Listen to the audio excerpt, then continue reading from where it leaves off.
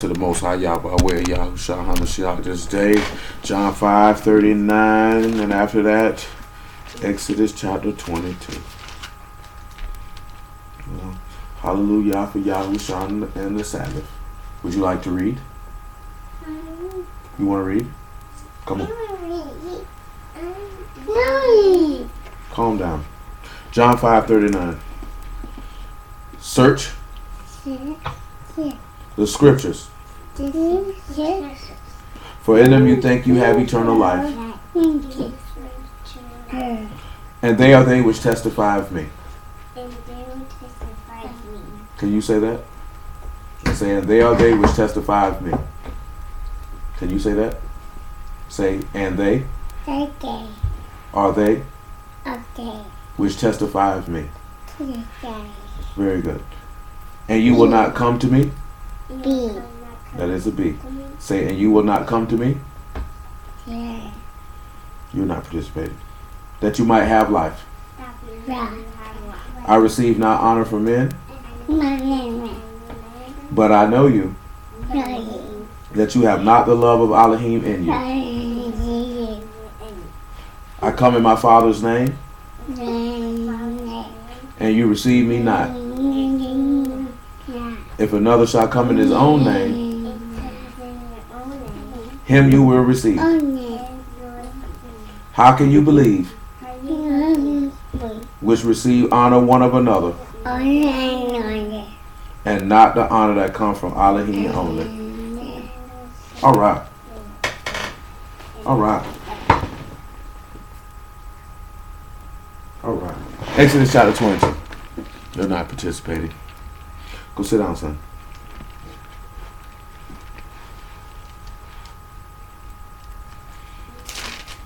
Exodus chapter 22, and we stopped at about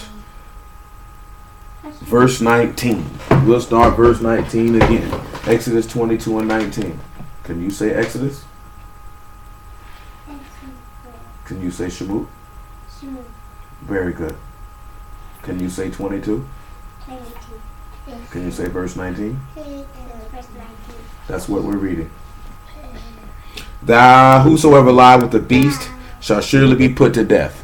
So you know full well there's no examples that I can recall off the top of my head with somebody laying down having sex with an animal.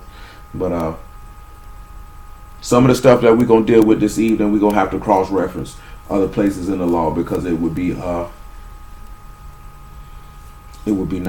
well for us not to do so. But in another place in the law, it tell you that if somebody lays down to have sex with an animal, you got to kill them and the animal. Just so you know that. Got to kill the animal too. The animal got to die. Animal ain't did nothing, but the animal got to die. But this is what we're going to look at. He that sacrifice unto any god save unto Yahuwah only, he shall be utterly destroyed. So let's go to Numbers chapter 25. And that's the big deal right there, because that is what got Yasharal in trouble many a day. And we in Numbers 25 and 1, many a day. And that was sacrificing to other gods, serving other gods.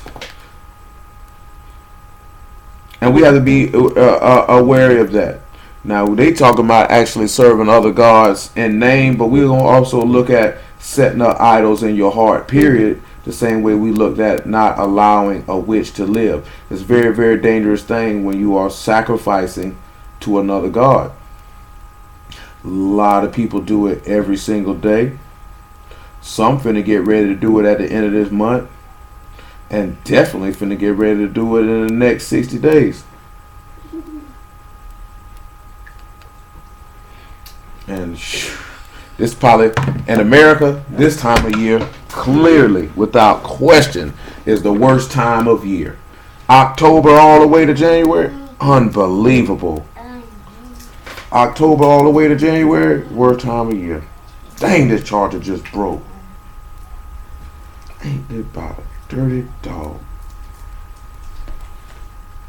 Oh well, that no longer works. There's even no sense of keeping that. Take that and put that in the trash. Put this in the trash along with it. Is your phone gonna die? No, it's not going to die. So let's look at Numbers 25 and 1. Dying. And Yasharal abode in Shittim, and the people began to commit whoredom with the daughters of Moab. And they called the people unto the sacrifices of their gods, and the people did eat and bowed down to their gods. It said the people sat down and ate and bowed down to the gods. Let's come over here and look at Exodus 32 so we can look at another instance where we turned around and did it. And after that, we'll go to 1 Corinthians chapter 10.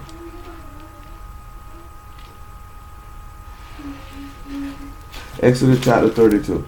Look at the thing right this here, right? They committed whoredom with the daughters of Moab.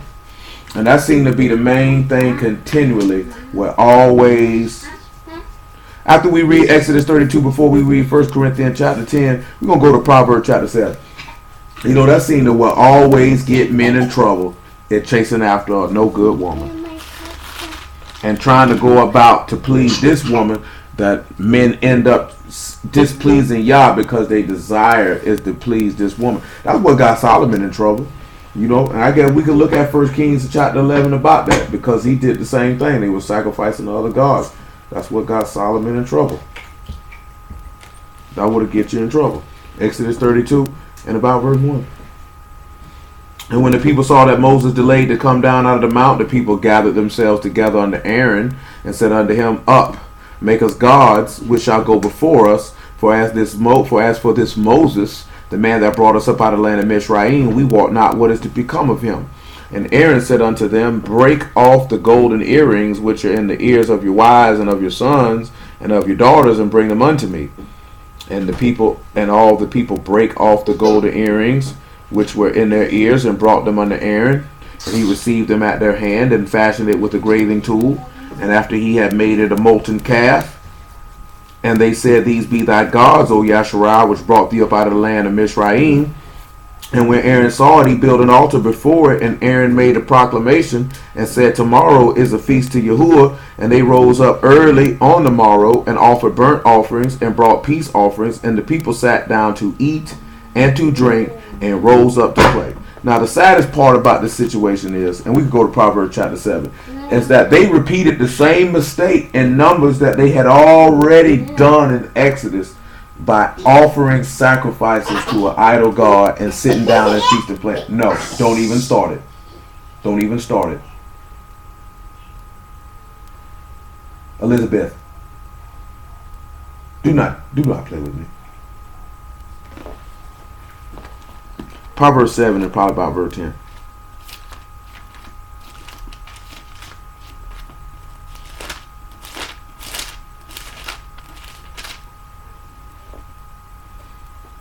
No, we want probably about verse 4. Look at verse 4. This is what it says. Say unto wisdom, thou art my sister, and call understanding thy kinswoman, that they may keep thee from the strange woman, from the stranger which flatter with her words. And now I guess we're going to go a little bit further with this here, since my mind is going in a particular direction with this here. It says you need to make sure that you have wisdom as your sister and understanding as your kinswoman.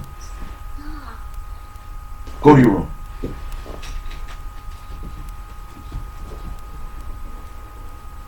That you can sit back and that you can have these two things, because these two things are going to keep you from the one strange woman who is going to seek to flatter you with her lips. Let's go look at this strange woman. Revelation chapter 17.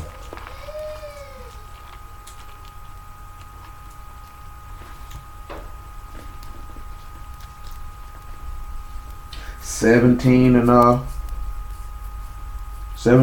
I suppose.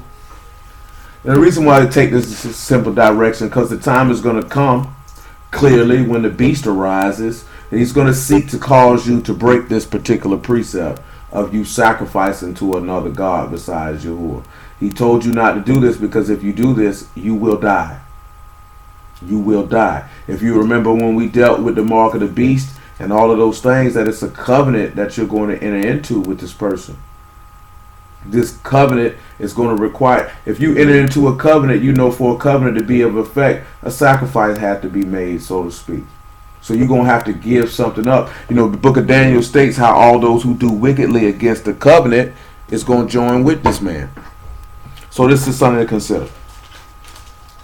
There came came one of the 7 Malachim, which had 7 vials, and talked with me, saying unto me, Come hither, and I will show thee the judgment of the great whore that sit upon many waters, with whom the kings of the earth have committed fornication, and that the inhabitants of the earth have been made drunk with the wine of her fornication.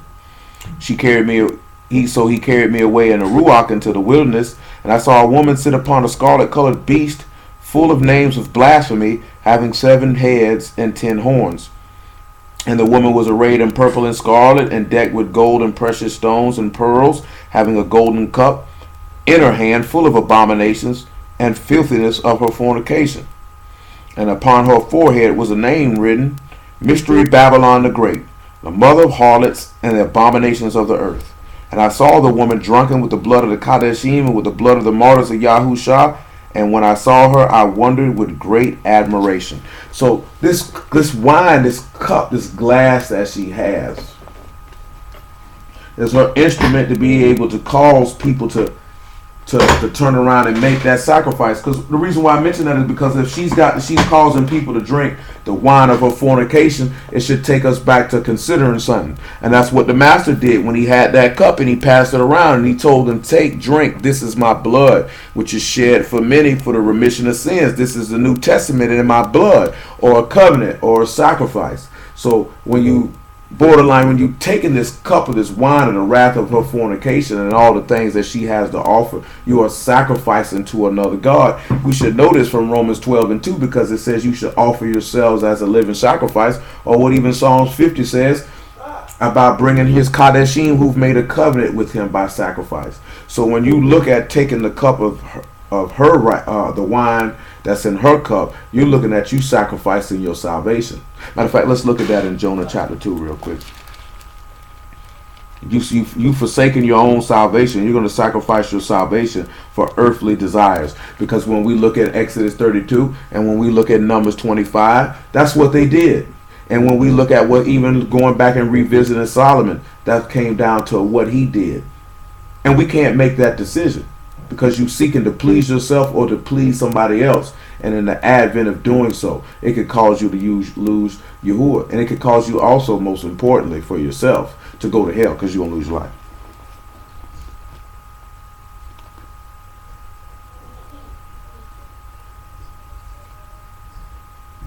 Man, I just forgot where I was going.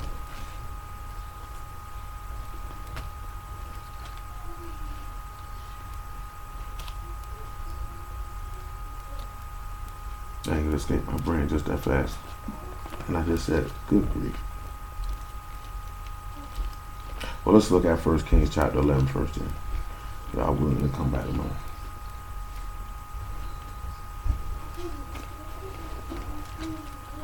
First Kings 11:1.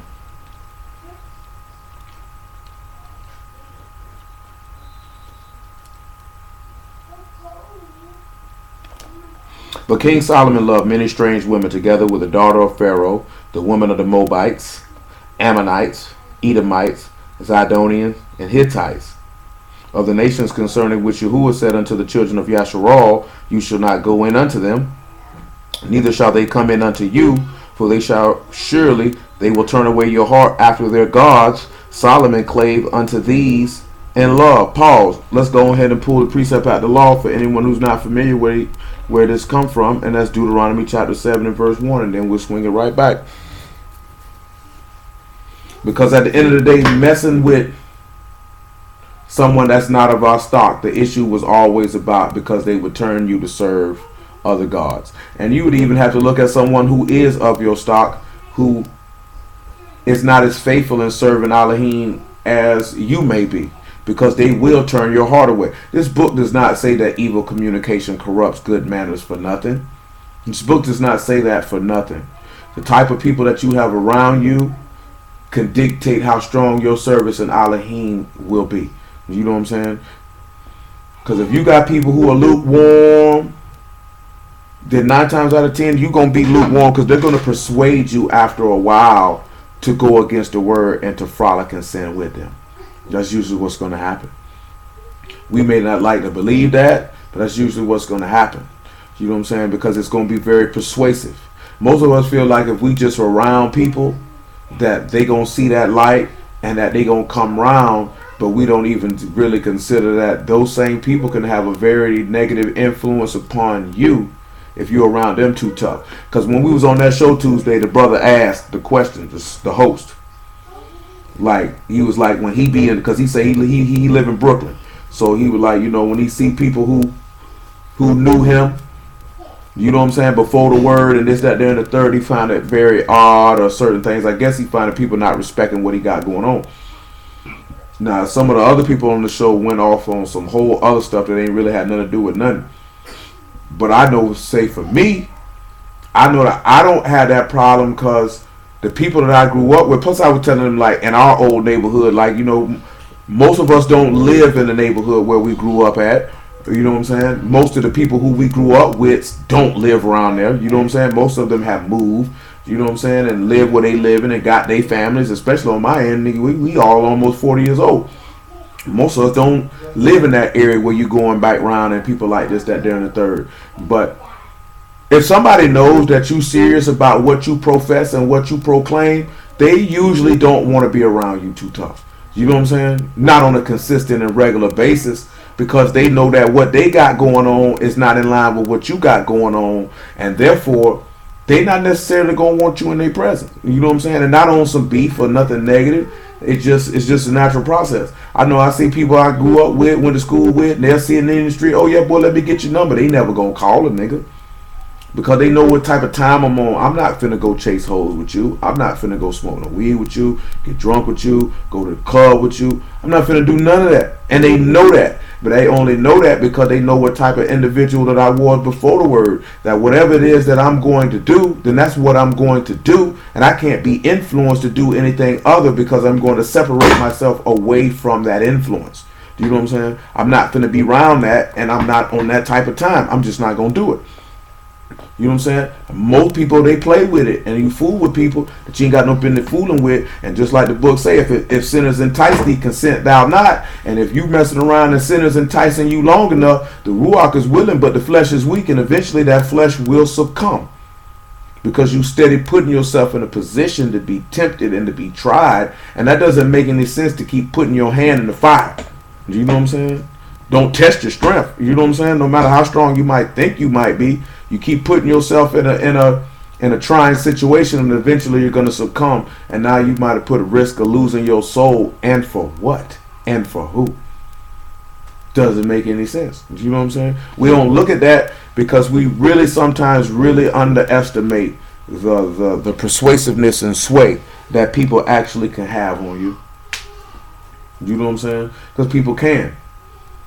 People really can. People can really have a strong influence on you upon who you are around on a regular basis. So, nevertheless, Deuteronomy 7:1. When YAHUAH Elohim shall bring thee into the land whither thou go to possess it, and thou cast out many nations before thee, the Hittites and the Girgashites and the Amorites and the Canaanites and the Perizzites and the Hivites and the Jebusites, 7 nations greater and mightier than thou. And when YAHUAH Elohim shall deliver them before thee, thou shalt smite them and utterly destroy them, and thou shalt make no covenant with them, nor show mercy unto them, neither shalt thou make marriages with them. Thy daughter thou shalt not give unto his son, nor his daughter shalt thou take unto thy son, for they will turn away thy son from following me, that they may serve other gods. So will the anger of YAHUAH be kindled against you, and destroy thee suddenly. But thus shall you deal with them. You shall destroy their altars, break down their images, cut down their groves, and burn their graven images with fire.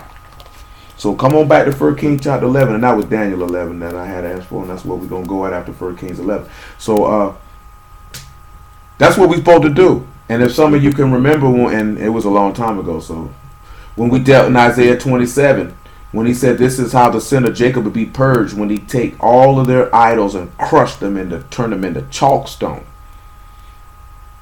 You know, a lot of brews and a lot of people, they get real offended if you go off on other people's gods.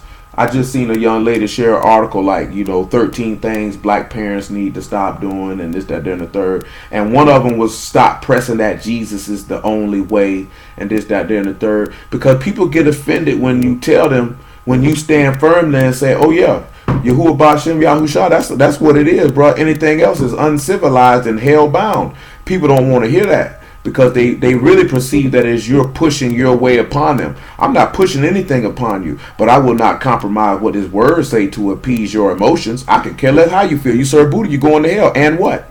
It's nothing. You know what I'm saying? I've looked plenty of people who were idolaters in the face and told them this with no regard for their feelings or my personal safety, because I frankly just don't care. You serve Allah, you going to hell. And what? You know what I'm saying? What do you mean? I done seen dudes get upset. How you gonna say Malcolm X going to hell? Well, Malcolm X died serving Allah, bro. What does the text say? You know what I'm saying? It has nothing because I have a personal problem with Malcolm X. But a nigga want to sit back and look at, well, Malcolm did this and did this. What did you do? I served YAHUAH. He didn't. What the book say he gonna get, nigga? And what? You know what I'm saying? You think that man gonna care because you did all this over here, but you didn't serve him in Ruach and in truth? And you think because you did that's gonna absolve you from serving an idol? It is not. It is not. That's not what this book says. And I could care less who don't like it. Do you know what I'm saying? Straight up. That it's no different for Muhammad Ali or Martin Luther King Jr. or anybody else who served an idol god. The text say the lake awaits for you. If I was continually serving an idol god, I ought to go to hell with him. If you believe the words, you have to stand on what it says.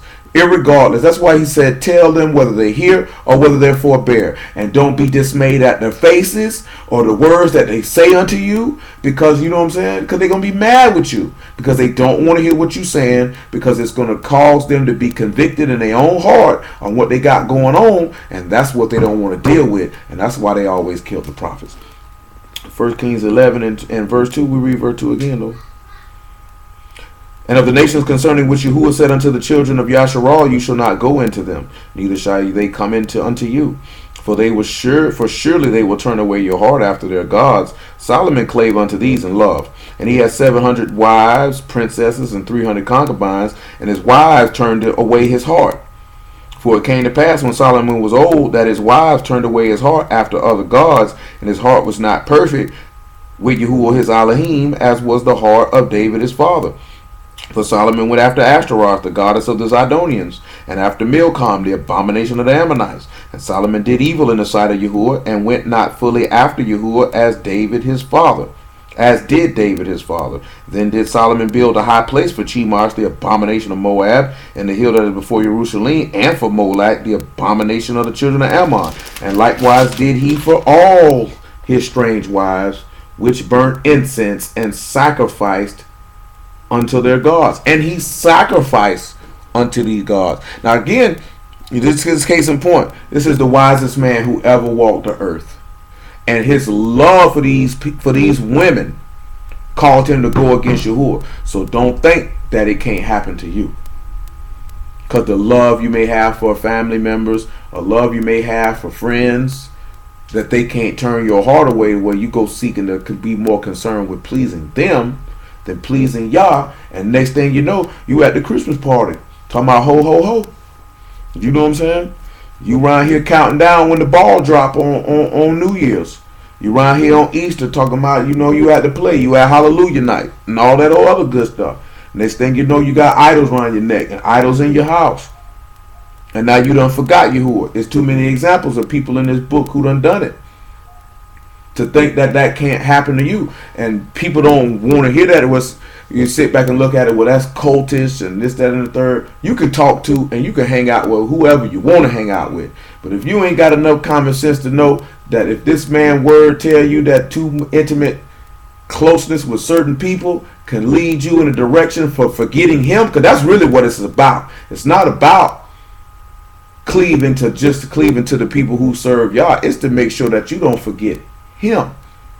And I think that's the point that people miss, because that's why he warns us about these things. These people will turn your heart away from Yah, not away from the congregation, not away from the preacher, away from Yah. That's what it's always been about from the jump street. That's what the problem is in this earth now, that nobody is pointing anybody to Yah. That's Yah's where you get your strength from. That's where you get your sustenance from. That's where you get your life from. That's where you get everything from. And if you turn unto him, then he'll turn unto you. And when he turns unto you, then he'll make a covenant with you of which he will not break, as long as you steadfast and faithful in it. But I think we don't necessarily believe that. And I think that's why we turn away from him consistently as we do. Daniel chapter 11. I seen a nigga put that what it is, that suit, and said it, nigga, he told me, why God always got to have a man speak for him? Why ain't nobody never heard his voice itself? I'm like, anything these niggas can come up with. You don't need no book to tell you what to do. The animals in nature, they know what to do. It's just funny the stuff that people come up with. Just like the book say, all the hard speeches and the blasphemies and the things that men say because of their hatred for righteousness. Their hatred for Kadeshness, truth be told, their hatred for Yahuwah. And just like the man said, they've hated me without a cause. Because they don't have a reason why they hate him. They just hate him just to hate him. They hate him for everything that he stands for. And we can't be around here claiming and professing that we his people and turn around and be hating him too. Because we feel like the word is blocking us from this and blocking us from that and this, that, then the third. But sometimes you got to remember what he stated in Leviticus 20. The man severed you from other people that you could be his. Why do we not sit back and understand that he said he did not claim to bring a peace but a sword? So he came to separate you, to put you on the right hand side because you are his sheep, because you hear his voice and you follow him. You know what I'm saying? He said, today if you will hear his voice, harden not your hearts. So you have to sit back and look at that, and you can't spend your time worrying about and concerning why he called you and not call somebody else. Why he separated you and he didn't separate somebody else. Because you should, consequently, at the root, you should know why. Because they don't have a desire to serve Yah. You should already know that. And you're going to have to be able to put your emotional connections, love, and feelings for people to the side and be able to judge righteously, which I think is probably the most difficult thing for most people to do, is to set this aside. You've known this person your whole life, or you've known this person for X amount of years, or you've known this person this, that, and the third. But the book said what it says. And if he separated you, like we talked about Wednesday, when that rich man was separated from Abraham and Lazarus, he was separated because of his iniquities. That's why he couldn't get on the other side of that gulf. That wise was a channel in between them. Because your iniquities got you separated. You know what I'm saying? Sacrificing to other gods and partaking with idolaters is what will get you separated. Drinking from the cup of the wrath of the wine of her fornication is what's going to get you separated. And that's what we looking to seek to avoid. We don't want to be separated from Elohim. Because at that point, we separated from life.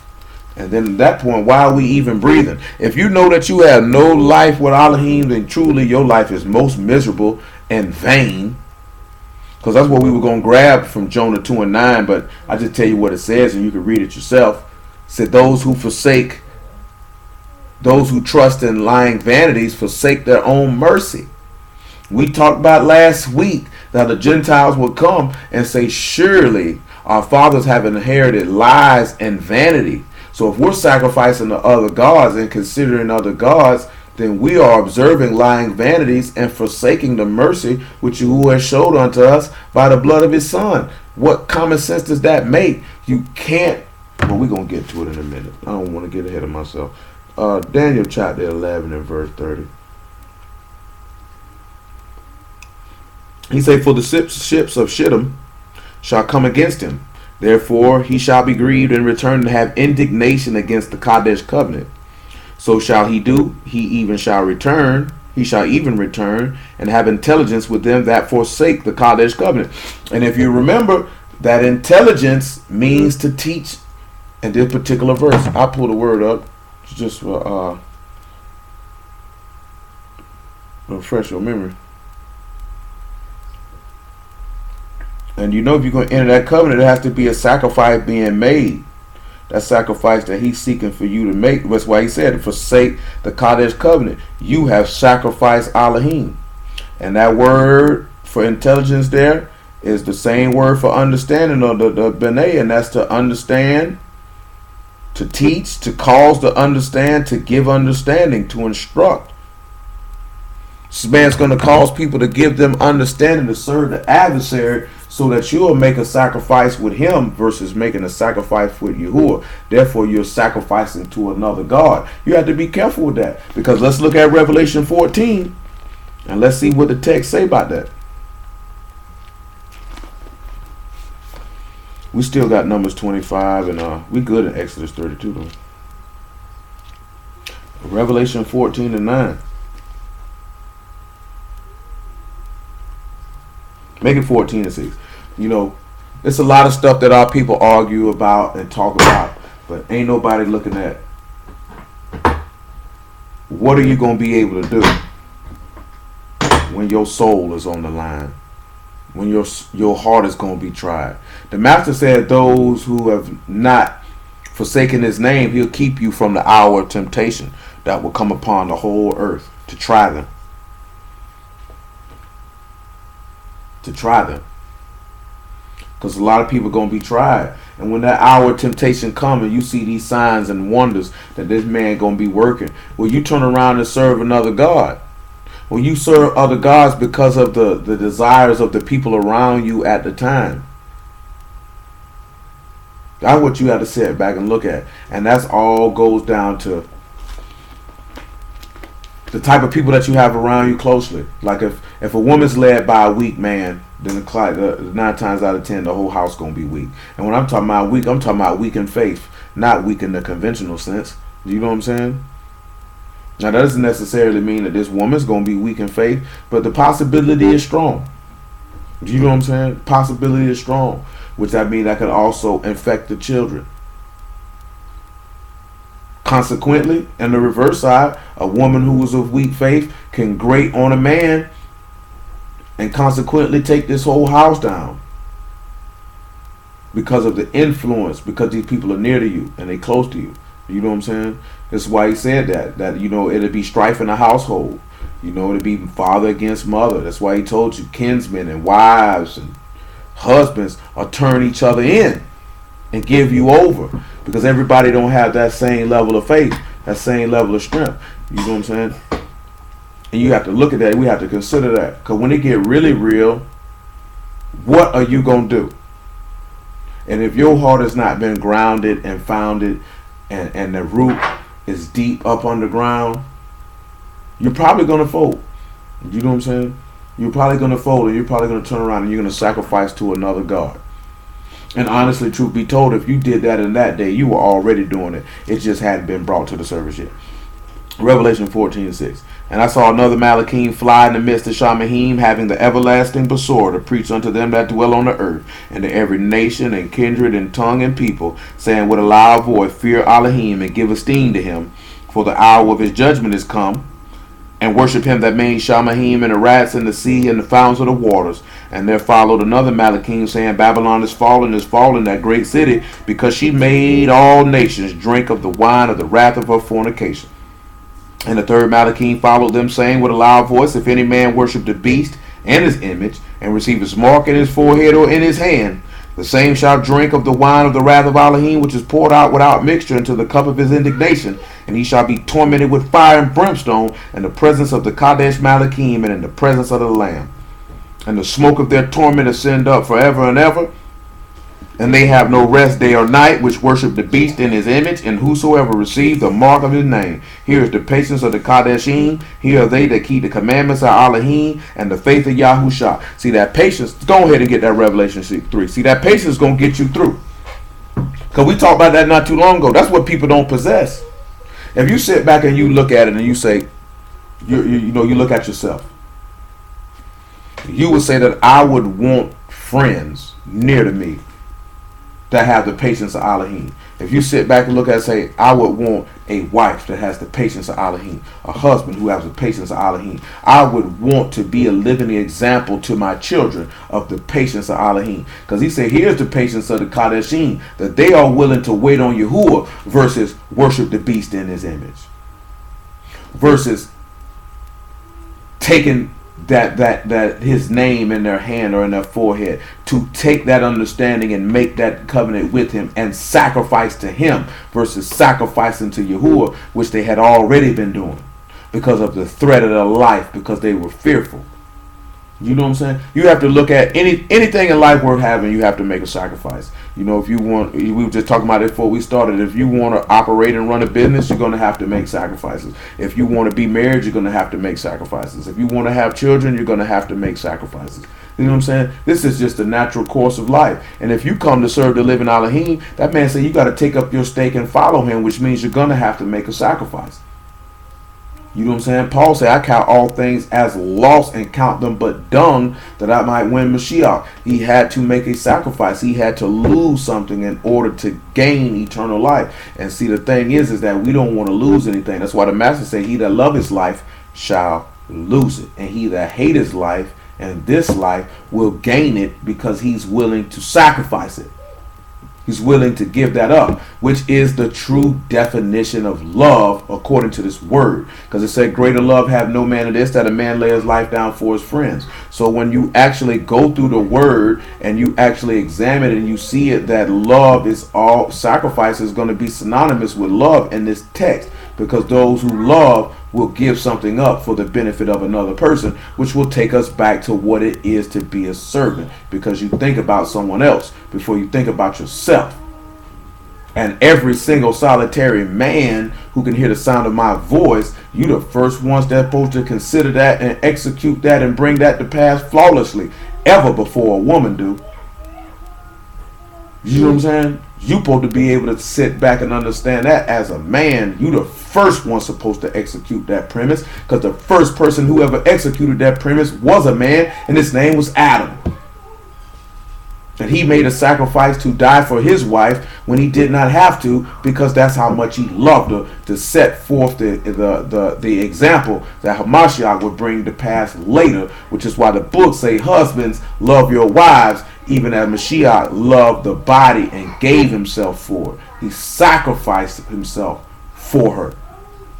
So when you come to sit back and you look at it, you're going to come to serve Elohim, you have to sacrifice for him. Don't turn around and sacrifice for others. How we be so ready to sacrifice for the world and for sinners that we wouldn't be willing to sacrifice for Elohim? Because it seems like we ready, quick, fast, in a hurry to make all sacrifices for transgressors, but never in a quick, fast, in a hurry fashion to make a sacrifice for him who your life emanates from. Because your life emanates from this man.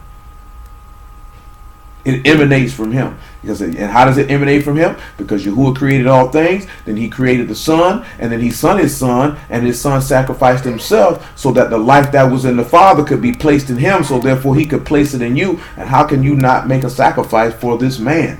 It doesn't make any sense. But we sacrifice to other gods repeatedly, and as the law said, you will be put to death.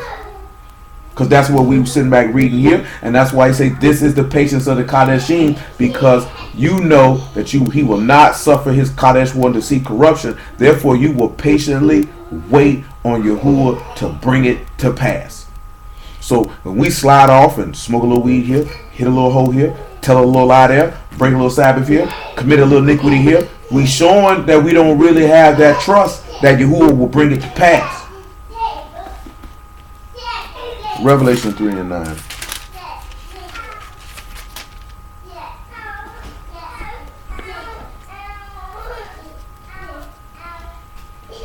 Make it 3 and 8. I know thy works, and behold, I set before thee an open door, and no man can shut it. For thou hast a little strength, and hast kept my word, and hast not denied my name. Behold, I will make them of the synagogue of Satan, which say they are Yahudim and are not, but do lie. Behold, I will make them come to worship before thy feet, to know that I have loved thee. Because thou hast kept the word of my patience, I will also keep thee from the hour of temptation, which shall come upon all the world to try them that dwell upon the earth. Behold, I come quickly. Hold that fast which thou hast, that no man take thy crown. You know what he said? He said, because you have kept my word of patience. Before we go back to Proverbs chapter 7, Psalms 119 and 3. Screw it. Psalms 119 and 1, because the verses are short.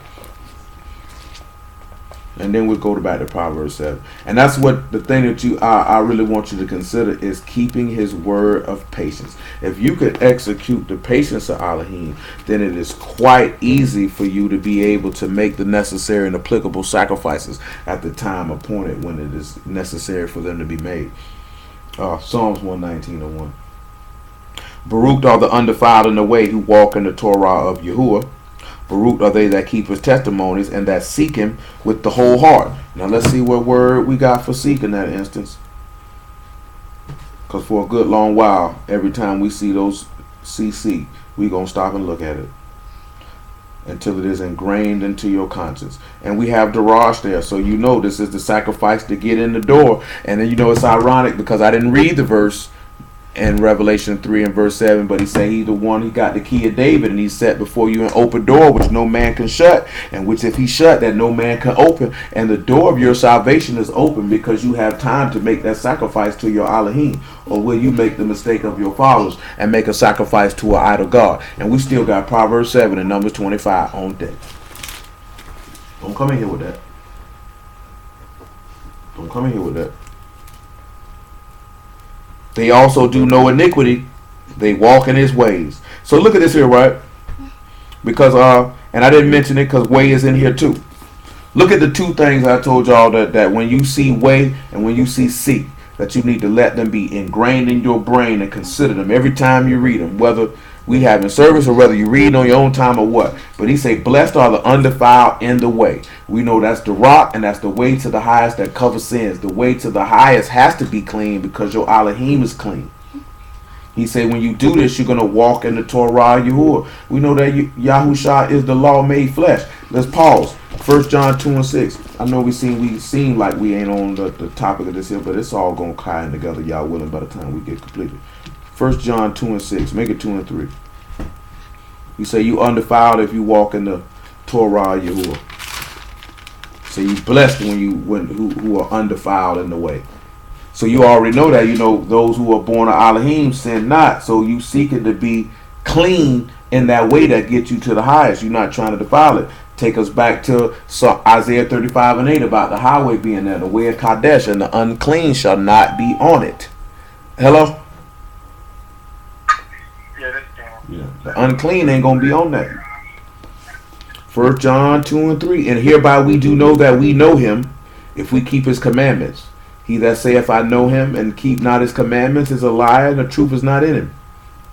But whoso keep his word, in him truly is the love of Elohim perfected. Hereby we know that we are in him. He that saith he abide in him ought himself also to walk even as he walked.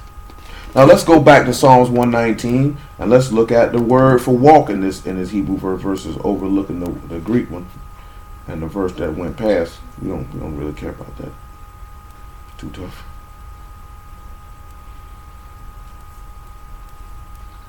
And when we look at walk, that word is halak, and you know it means to walk, to come, to depart, to proceed, but also your manner of life. Your manner of life. So your manner of life is going to be in the law. Paul made a statement. He said, "You know my manner of life," in one of the epistles that he wrote. And what is your manner of life? Your manner of life is kadeshness, and to make the sacrifices unto your Elohim, because you partook in that cup. You partook in that body. You know what I'm saying? Take, eat. This is my body. Drink. This is my blood. Your manner of life is contained into the covenant of Elohim. Therefore, if Yahushua is in you and you are in him, he said, abide in you. Abide in me and I in you, and you'll bring forth much fruit. So if this man is in you and you are in him, then the everlasting life can proceed. Because this is your manner of life. You know what I'm saying? Just as it said, we ought to walk as he walked.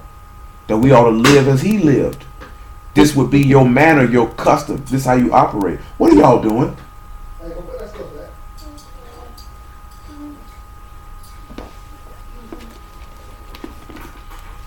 And because this is what you're doing, then you're keeping his testimonies. And then of course, when you seeking his testimonies, if you're seeking him with the whole heart, it's because you have made the decision to sacrifice yourself. With every bit of you. Not a piece of you.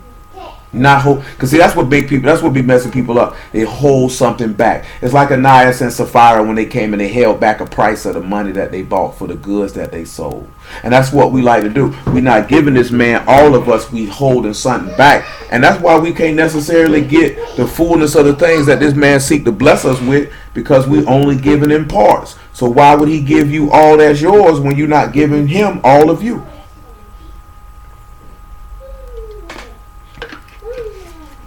You can't want the benefits of Elohim but not want to give the fullness. That just ain't just.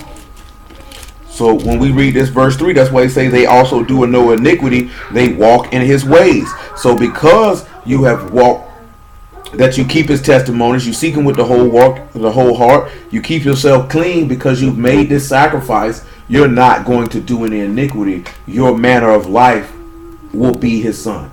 That's what you have to consider. You have to think about. This is your manner of life. Thou hast commanded us to keep thy precepts diligently. Oh, that my ways were directed to keep thy statutes. Then shall I not be ashamed when I have respect unto all thy commandments. I will praise thee with uprightness of heart when I shall have learned thy righteous judgments. I will keep thy statutes, O forsake me not utterly. Wherewithal shall a young man cleanse his way? By taking heed thereto according to thy word. With my whole heart have I sought thee. O let me not wander from thy commandments. Thy word have I hid in my heart, that I might not sin against thee. And that's what the whole key point of what that sacrifice is going to be able to do. Because let's look at the reason why. Colossians chapter 3. See, and that's what a lot of problem is why a lot of people, which I always tell you about this here, it's a matter of your heart. That's why a lot of people sin. Because they have not hid his word in their heart. They haven't done that. So because they haven't done that, it makes it quite easy for them to go about and sacrifice and serve other gods, which you should already know from what Paul wrote to Philippians. Their God is their belly, they mind earthly things. That's what you have to look at. Not just, oh, you serving Baal, you serving Ashtaroth, you serving Milcom, you serving Allah, you serving Buddha, you serving Zoroaster or Krishna. But when your God is your belly, and your God lets you do what you want to do, and your will is brought to pass, then that's the God you sacrificing to. We don't want to be minding earthly things if the things that are eternal are what we desire. Because that's what we claim. That's what we say we want. We say we want to live forever. We say we want eternal life. We say we want the Ruach. We say we want to be in New Jerusalem. That's what we say we want to be at. So we want the things that are eternal, but yet we continually swayed by temporal people and temporal things. And that doesn't make any sense. If you then be risen with Mashiach, and that's Colossians 3:1, my apologies. If you then be risen with Mashiach, seek those things which are above, where Mashiach sit on the right hand of Elohim, and set your affections on the things above, and not on things on the earth. For ye are dead, and your life is hid with Mashiach and Elohim. When Mashiach, who is our life, shall appear, then you shall also appear with him in esteem. Now he said your life is hid with Mashiach and Elohim. And why would your life be hid with him? Because you've hid his treasure. See, let's look at another place. Matthew chapter 13. We're going to get back to the key point up, but I definitely need to hammer this home. Matthew chapter 13. And about 33. Nah, 33 is not it. Probably about 40. Definitely probably about 40. 44. 13 and 44.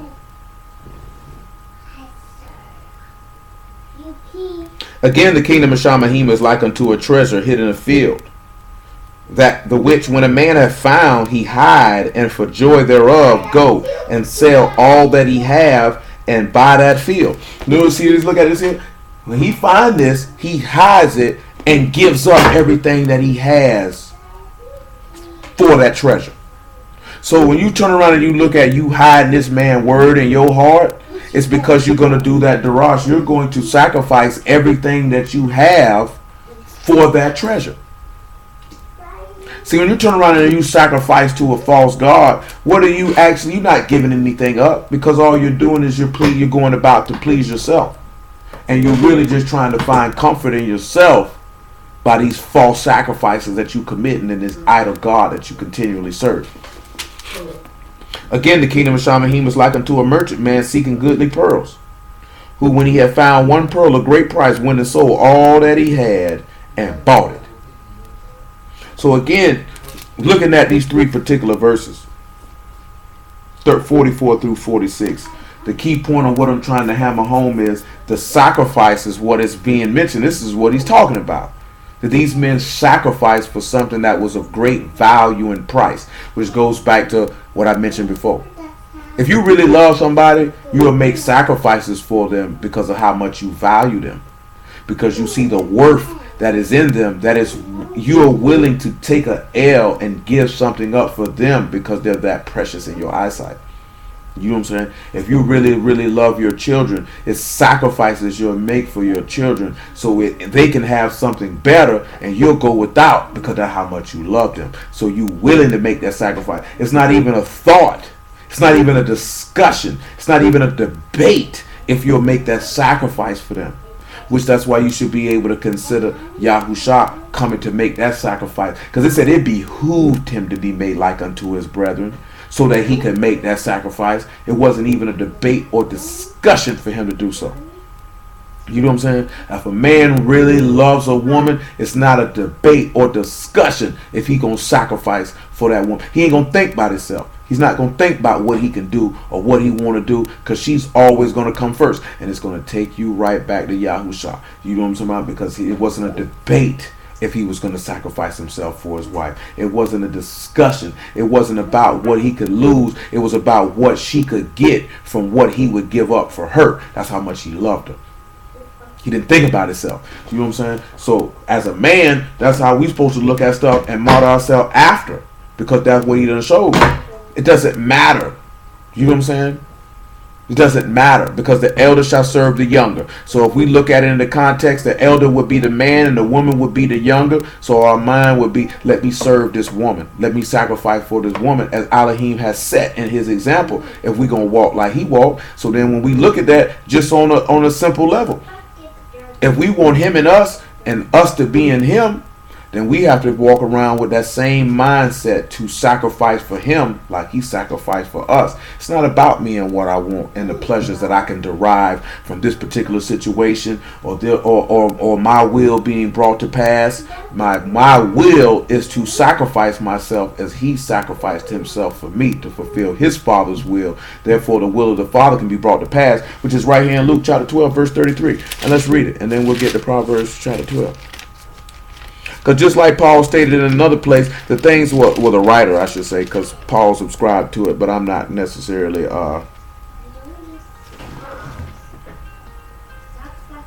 absolutely, people sacrifice eternal life to serve their flesh every single solitary day of the year. 12 and 30, which in the end is where we're going to get to. You sacrificing eternal life to serve a false god. Every single solitary day, which he just put it in very simplistic words to all the stuff I put together, but it's just as simple as that. Just as simple and plain as what he just stated. People sacrifice eternal life to serve their flesh. Every single solitary day. Every single solitary day. And I'm talking about people who profess to be servants of Elohim. I expect a sinner to do it. And when I say sinner, meaning a heathen, someone who has never heard of Elohim, as the nations had never heard of Elohim, and therefore they were strangers of the commonwealth of Yasharal and estranged from the covenant. I'm talking about people who profess that they've taken hold to the covenant, sacrifice eternal life every day to plead their flesh. You know what I'm saying? And you have to look at that. Are those people you really want around you? I sit back and I see how some of these brews be going in about the people they done married and this, that, there, and the third. And it's because you sacrificed a righteous man or woman to please your flesh. You got what you deserved. You got what you deserved. You could have waited. You could have had the patience of Elohim and waited. But you wanted to please your flesh. So therefore you got caught with a Nabal. You got caught with a Jezebel. And when I say Jezebel, I ain't talking about the contemporary term where people say Jezebel. I'm talking about a woman who's an idolater. Simple as that. I ain't going on all that other stuff talking about a Jezebel spirit. We gonna keep it simple. Jezebel was an idolater, a servant and worshiper of Baal.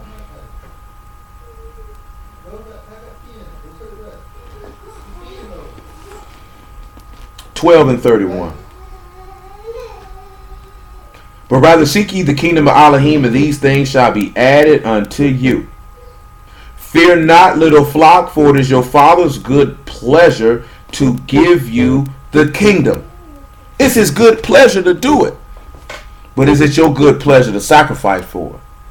Because it's Elohim pleasure to give to you. He don't want to do there's nothing more that he will want to do for you than to put that kingdom in your hand. It's his good pleasure. And if it wasn't so, he would have told you that. Come on back to Proverbs chapter 7. And let's go back and sit back. Look what happened. And everything that we just talked about, whether you realize it or not, was the showing forth of wisdom and understanding to where that idolatrous woman wouldn't pull you off to the side, that you would have that patience to continue on and receive a full reward if you didn't catch it or not. Because the walk in the way of Yahuwah undefiled and to sacrifice yourself, clearly you show yourself to have a level of understanding, and from that understanding to stay steadfast in his way, to have that patience. That means you have the wisdom, to the skill to battle, to fight off any temptation, to stand firmly upon the word, to receive a full reward. Just like you said, you're going to hold fast so nobody take your crown. See, but we let people take our crown because we never valued the crown in the first place.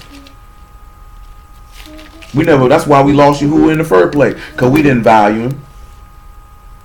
And in this world, as this book say, people do not value righteous men and women. They don't. They just don't.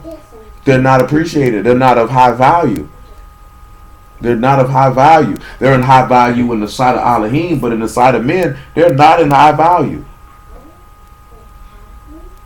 We like base men and women. That's what we like. That's what we move by.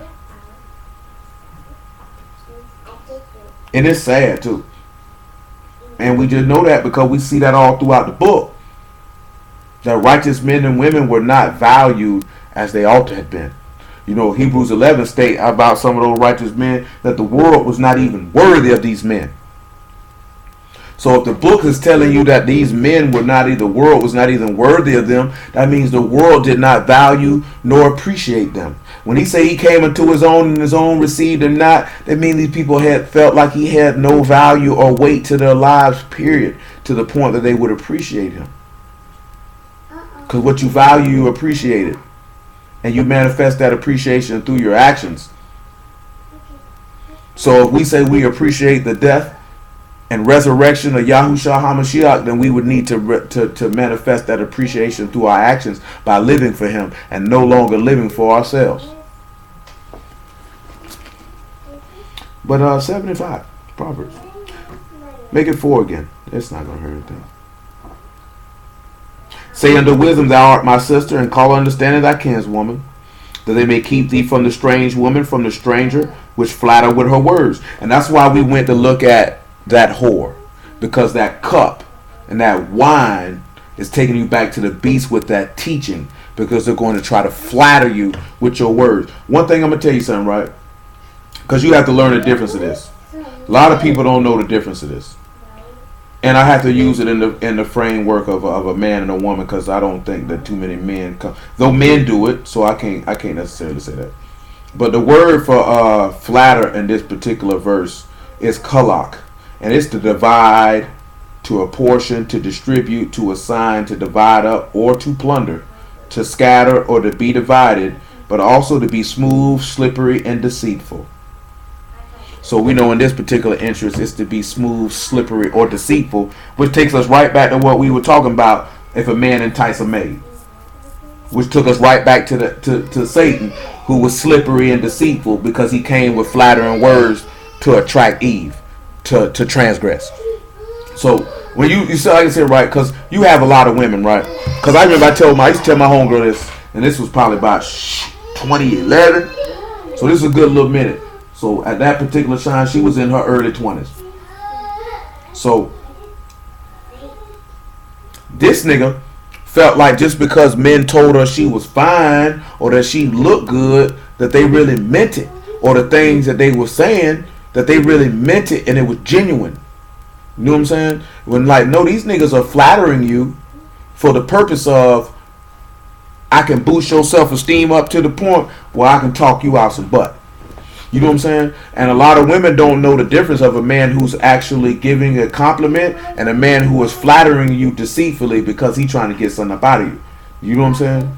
Because most people know that that women like compliments. You know what I'm saying? People know that. People know that women like to be told they look nice, your outfit's nice, your hair's nice, you're pretty, you know, those nice shoes you got on, this, that, and the third. Niggas know this. You know what I'm saying? Consequently, dudes do it to other dudes in this fashion. You know, sometimes women do it to dudes, but you know, a lot of times dudes don't get no compliments.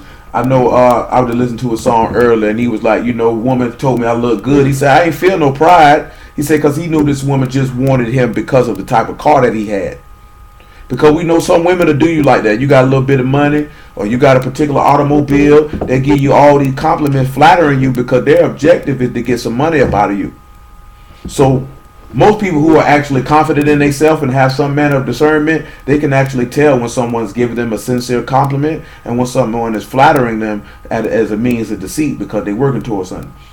So a lot of times a dude be, boy, I see you shining, boy, I see you doing this, that, and the third. And that stuff don't be genuine. It's really just flattery, because if you follow after that flattery, then I can get you, because that's a sign of weakness. And then I can be able to permeate your inward parts and this, that, and the third, and exploit you for whatever it is that I'm trying to get from you. I remember I first met a dude about 6-7 years ago, around same time, and the word first met him, never seen him before in my life. You know what I'm saying? We just having a conversation, mentioned a couple scripts. He was like, oh, he's serious. He was going too hard. I say something about this nigga ain't right. You know what I'm saying? You know, process of time go by. Okay, this nigga don't really care for a nigga like that. But I can already kind of figure that because you flattering a nigga too hard. I don't know you. Somebody's giving you too many compliments. That nigga, you gotta watch that nigga. You know what I'm saying? It's like you say, they say they got them smooth words like oil, like the book say. You got to watch them butter soft niggas, because them niggas try to get over them. Look at verse 6. Verse 6 in Proverbs 7. So you got to be careful, right? Because that woman who coming trying deceitfully, that woman that riding on that beast that's coming deceitfully to try to separate you from your Elohim with her smooth, slippery words.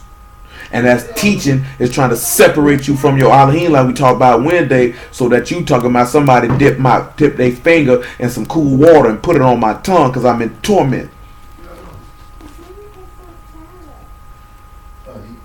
For at the window of my house I looked through my casement, and I beheld among the simple ones, and I discerned among the youths a young man void of understanding, passing through the street near her corner, and he went to her house. In the twilight, in the evening, in the black and dark night, and behold, there met him a woman with the attire of a harlot, subtle of heart. She is loud and stubborn. Her feet abide not in her house. Now is she without, now in the streets, lie in wait at every corner. She caught him and kissed him with an impudent face and said unto him, remember, we talked about impudent the other day. That's a rebel. We talked about that Wednesday. This is a rebel. This is a rebel. This is a stubborn, obstinate individual. We know that great. See, pause. Let's look at Jeremiah 3:1. Now, of course, they talking about YAHUAH right here, but we know he's calling this woman on this beast a whore. And I just want you to see how he refers to this whore. I think we need verse 3. 3 and 3. Jeremiah 3 and 3. We don't need verse 1. Just 3 and 3.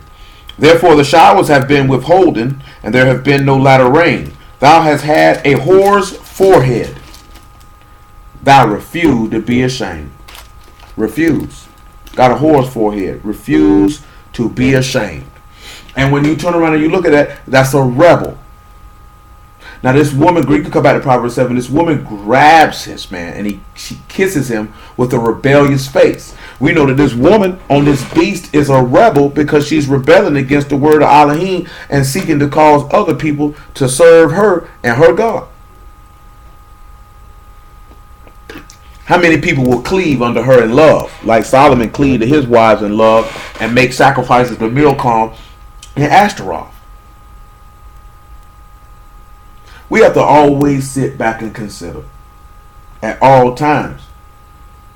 Because I'm going to be honest with you. If any man was to sin, we know the book say he have an advocate in Shamahim, Yahushua HaMashiach the righteous. And I pray if you have, that he have mercy on you. But you just don't know though.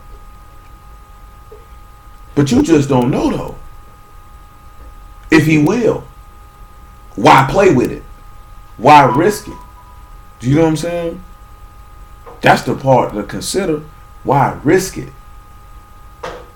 Because that temporary pleasure is not going to be worth the sorrow that you may feel after the fact, or Yah forbid, the sorrow that you would feel in the lake where the worm dies not and the fire shall not be quenched.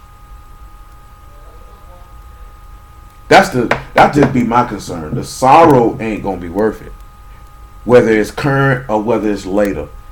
So consider every situation you're in and look at it and say, you know what, I could do this, but I'm going to sacrifice this for Yahuwah. I'm going to sacrifice this opportunity at doing my own will and whatever it may be for Yah. Because you could look at a situation, it may not even be a sin, but it might be more tangible for you to make a sacrifice for Yahuwah. Because that take you back to the rich man. Yahushua was asking him to make a sacrifice for Elohim and to give up everything he had and to come follow him, and he couldn't do it. Was it necessarily a sin? No, he didn't sin. But he showed that his heart wasn't set with Elohim, that he would be willing to sacrifice and give up anything at any time to serve him.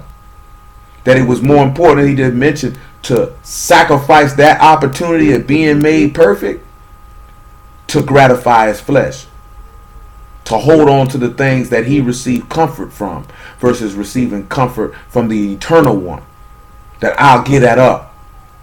That's why he say, all that have given up these things for my name's sake, this is what they're going to receive. So you have to be, I told y'all this before and I tell you it again. Anything that you would sacrifice, Elohim will replace it with equal or greater value. You can guarantee you that, whether it be in this life or in the regeneration, you are going to get something greater than what you relinquished.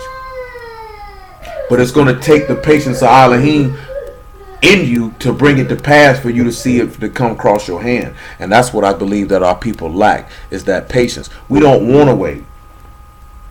I want what I want right now. So then we end up with facsimiles of Elohim. That's what happened in Exodus 32. Moses was taking too long. We don't want the real Elohim. We want fake righteousness. That's what we want. Because this will make me feel better. It ain't all the way righteous. It ain't all the way real. It look like it. It feel like it. I'll take that because it took too long. I ain't want to wait. I got tired of waiting. That's where we mess up at. Read verse 13 again. And look what this thinking hoe gonna ask him to do. She finna ask him to make a sacrifice. So she called him and kissed him with an impudent face and said unto him, I have shalom offerings with me. This day have I paid my vows. Therefore came I forth to meet thee, and diligently to seek thy face, and I have found thee.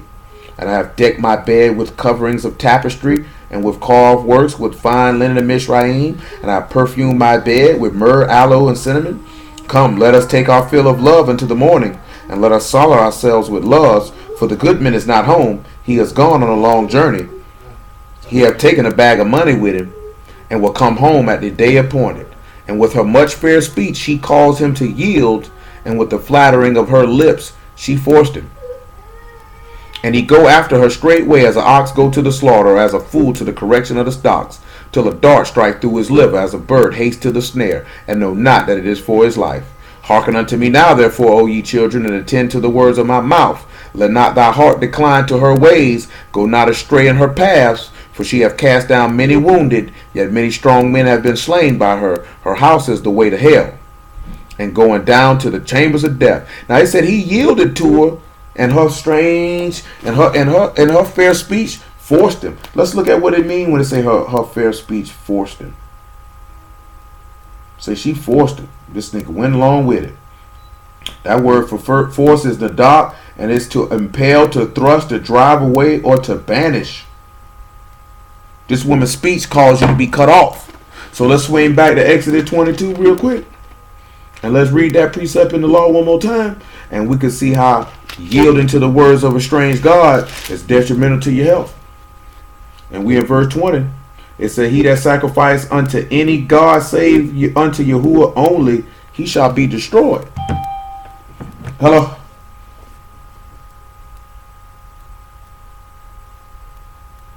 He gonna be destroyed. Took him out. She told him, hey man, you know, I got my peace offerings and I came looking for you. Now why is that important? 1 Peter chapter 5 verse 10. She said, I came looking for you. Say, let's have our fill of love. Because I came looking for you. Use the one. I got my vows. I perform my vows. I got my peace offerings. I deck my bed. We can get it in. 1 Peter 5 and 6. So we could get it in, baby. We can do whatever you want to do. And her fair word and her words cause you to be separated or banished or thrust away from Elohim. And after that, we'll go to Matthew chapter 20 or Matthew 25. I got to look and see. Humble yourselves, therefore, under the mighty hand of Elohim, that he may exalt you in due time, casting all your care upon him, for he cares for you. Be sober, be vigilant, because your adversary the devil, as a roaring lion, walk about seeking whom he may devour. Whom resist steadfast in the faith, knowing that the same afflictions are accomplished in your brethren that are in the world. But the Elohim of all favor, who have called us unto his eternal esteem by Yahushua HaMashiach, after that you have suffered a while, make you perfect, establish, strengthen, settle you. To him be esteem and dominion forever and ever. Amen. So let's look at when we look at what he said, your adversary, the devil, is going about like a roaring lion, seeking that whom he may devour. Because what is he trying to do? He's trying to entice you with lies. He's the father of it. This woman coming enticing you with lies, telling her with a much fair speech, she got this and she got this bag of money. He taking this bag of money. He's going on a long journey. He's not home. We can do whatever we want to do. And the whole time, this woman's words are trying to cause you to be cut off. And this is what it goes back to why. Now, of course, he said at the end of this chapter, to hearken unto his words and to the words of his mouth, and to listen to him, O my children, because you're going to die. And this is the same thing that Peter's writing this here. This man is going about to destroy you and eat you alive. You need to resist him steadfast in the faith. Now, let's look at something again. When he say hearken unto my words, that word for hearken, and you should know what it is, it's the Shema. And it's going to take us right back to what? To hear, to listen, to obey. It's going to take us right back to what we were talking about during Tabernacles. Hear, O Yasharal, Yahuwah your Elohim is one. Which take us back to faith come by hearing, and hearing come by the word, which is going to take us back to what we read in Psalm 119. I've hidden your word in my heart that I might not sin against thee. So if you take this man's word and you hide it in your heart, because you are blessed, because you walk it undefiled in the way, and because you have you seeking with the whole heart, that means you willing to make that sacrifice, and you willing to walk the pathway to the highest, which will cover your sins, because that word is hidden in your heart. No man can deceive you. No man can flatter you and cause you to yield, to be separated from your Elohim.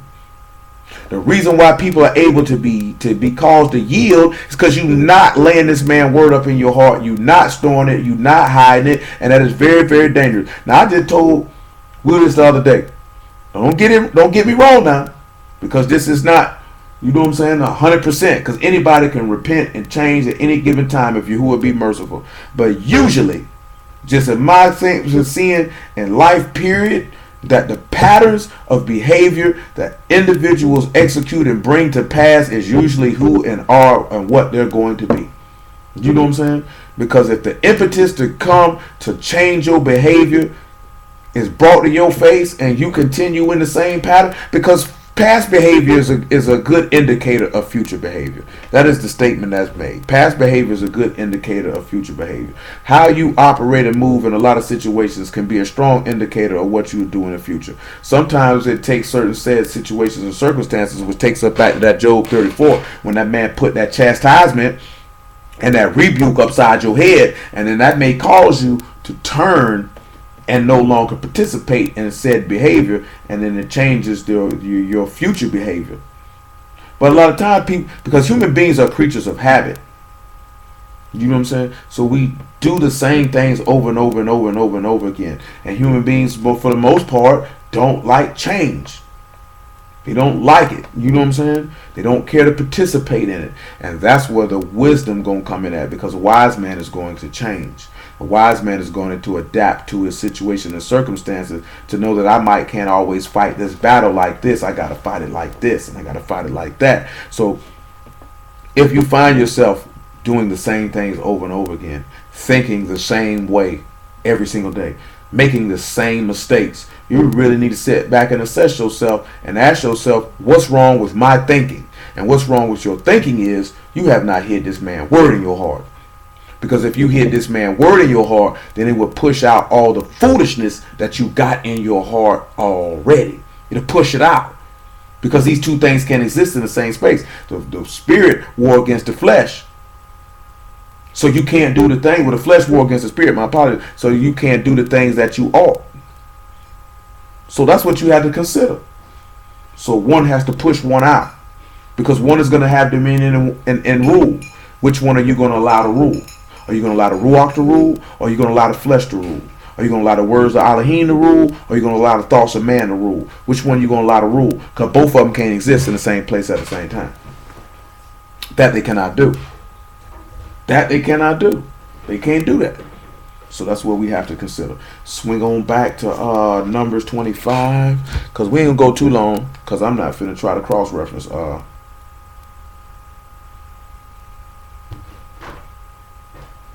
some of the other things in here.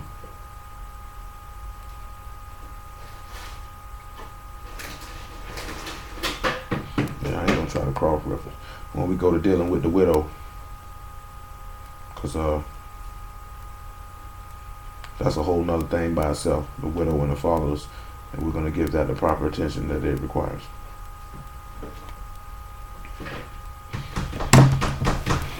But we will look at a couple more examples of people sacrificing to other gods and the consequences and repercussions that came from that. Back to number 25. We'll start at the top yet again. In verse 1, and Yasharal abode in Shittim, and the people began to commit whoredom with the daughters of Moab. And we went off on all that stuff we just got finished looking at because of that. Them committing whoredom with the daughters of Moab. Those daughters caused Solomon to do what he did. Yielding to that strange woman in Proverbs 7 is what got him killed. Yielding to that whore on that scarlet colored beast to cause you to lose your life because you have not hid this man's word in your heart. Therefore you're not able to hear. He told you. You know that word here is used a lot in this book for you to listen, to obey. When are we going to start realizing and understanding that he was instructing you to trust in him when he told you this? He was trying to teach you the ways of faith through those statements. Hearken, hear. He was trying to teach you how to trust in him. If you pay attention to my words and hearken unto him, see, you know the problem is? You don't trust the process. See, we don't trust the process because we live in a, what's the word I'm looking for? A microwave world, a world of instant gratification. So you don't trust the process. You want your results right now. So it's hard for you to trust in Yahuwah and to have that patience to see him work, do his work, and to bring it to pass. That's why people stumble and fall and do things that they ought not. And saying they called the people unto the sacrifices of their gods, and the people did eat and bowed down to their gods. And Yasharal joined himself under Baal Peor, and the anger of Yahuwah was kindled against Yasharal. And Yahuwah said unto Moses, take all the heads of the people and hang them up before Yahuwah against the sun, that the fierce anger of Yahuwah may be turned away from Yasharal. And Moses said unto the judges of Yasharal, slay everyone his men that were joined on the Baal Peor. Same thing that happened in Exodus 32. We just ain't reading. He said, who on y'all side? And see, that's the whole key thing. And I think I meant to mention that the other day. Number one, you see him tell the judges, murk all them niggas. Don't be like, oh, nah, that's my uncle. Oh, that Jimmy Ray, son over there. I can't do that. Them men and them Levites in Exodus 32 say, he said, who on y'all side? We say, we here. We riding with Elohim. I don't care nothing about you niggas.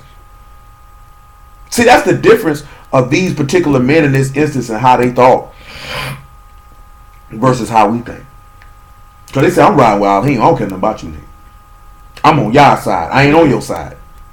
You know what I'm saying? That's the part you have to look at. I'm on y'all side. I ain't on your side. Because you got to look at it this way. This is how I feel. They wasn't finna be joined. I'm talking about forth in my life. And then using them as a living example. They wasn't finna be joined to no sucker stuff. I'm not affiliated with that. And I'm not finna be joined with it. Because I ain't finna catch the wreck that come behind that. You know what I'm saying? And I myself, you pull some sucker. I'm not running with niggas who do. Once you do some sucker stuff, man, you know, we cool. It's peaceable. But you know what I mean? You stay on over there with that. Because I can't run with you on that. Because I don't want nobody to get it confused that I'm on what you on. Because I'm not on what you on. I ain't with that sucker stuff, man. Be an honorable man or woman. Be honorable in what you do. People are not honorable. See, if the people in that instance, they were not honorable. Because they didn't honor Elohim. So therefore that he could honor them. They decided to honor another God. Therefore, I don't fool with you. It's just that simple. It's just that cut and dry. That's how the Levites and that's how the judges and that's how Moses looked at it. It's just that cut and dry. I don't fool with you, cuz. You can stay on over there with that. That's how we have to look at all manner of sin. It's dishonorable, which you should already know from the word reproach. It's dishonorable. It's dishonorable. So you show yourself not to be an honorable man or woman in this particular instance. And therefore, people have to be on the side of Yahuwah. They have to be on the side of Yahuwah. Got to be on the side of Yahuwah. Does that mean that you castigated an individual and you know what I'm saying? This, that, then the third? Absolutely not. That don't mean you do them like that there. But a nigga ought to be shamed.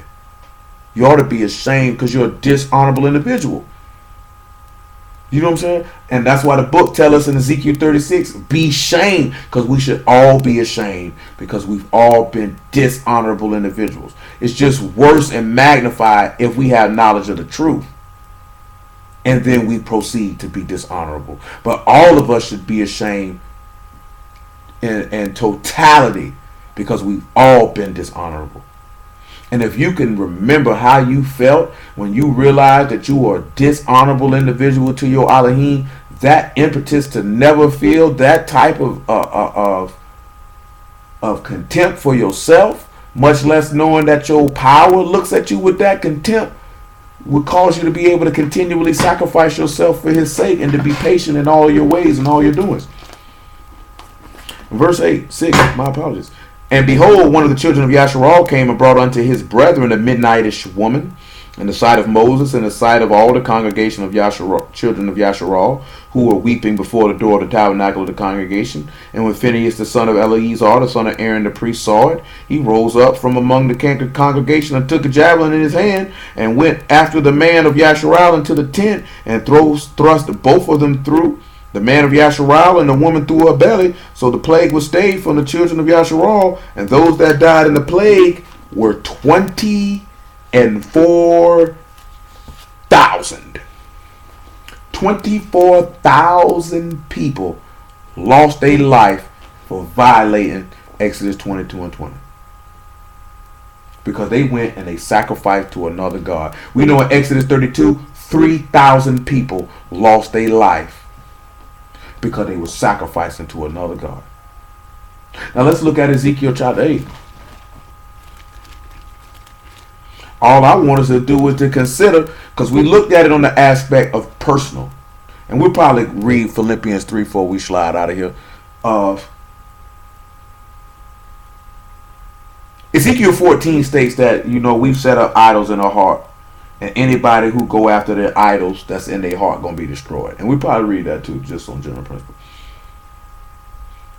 But we know that when we seek after our own way and our own thoughts, we make ourselves susceptible to those who are seeking to deceive us, to serve the adversary. Because that's all Hashatan wants. is to be worshipped like Elohim. Clearly from Matthew chapter 4, bow down and worship me. He wants that service. He wants that reverence. He wants that honor. That's why he said, he that commits sin is of the devil, because that is whom you serve. Therefore you are giving reverence and honor unto him, and he has become your power, because to whom you yield your member servants to obey is to whom you obey. So that's the thing we had to look at. He has become your power. He has become your Elohim. He has become your sustainer. We don't want to do that. That doesn't make any sense. But it's going to cause us to have to sacrifice to enter into the door. Or it's going to cause us to have to sacrifice to enter into the house. Because before you can get into the house, you got to walk through the door. So before you can get in the house of Elohim, you got to walk in through YAHUAH HaMashiach, which means you got to be clean, which means you got to get these things up, which you got to leave these idols alone, which means you have to sacrifice and be willing to show pure, unadulterated, unfeigned love. Because people say love all the time, and niggas don't really love people like they say they do. You know what I'm saying? One of the funniest things I know when people say, oh man, you don't never call me. Phones work two ways. You know what I'm saying? People be knowing where people stay at. You don't go see them. You don't call them. But you offended that this person ain't called you or came and seen you. Imagine how they may be feeling the same exact way that you feel.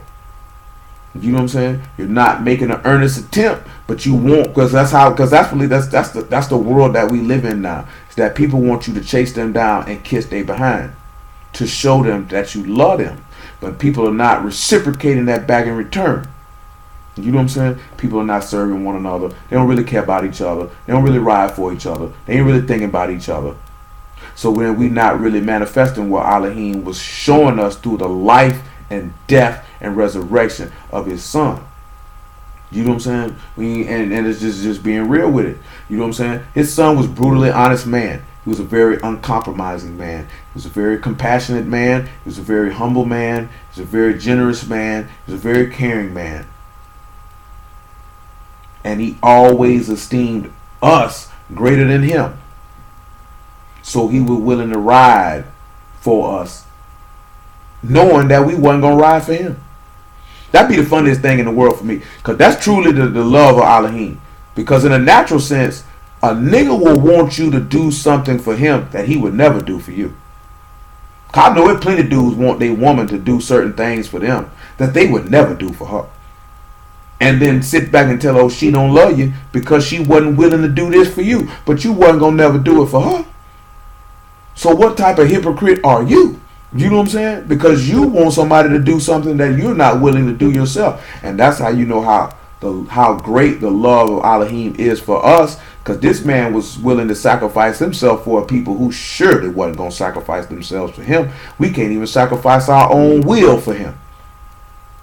We can't even sacrifice our flesh for him. That's when you sit back and look at, can we manifest? That's why he say love your enemies. Can we actually love somebody who don't like us like y'all loved us, knowing that we didn't like him? And it was evident in our lifestyles. We were his enemies. We were contrary unto him. I'll love him anyway. Could you do that?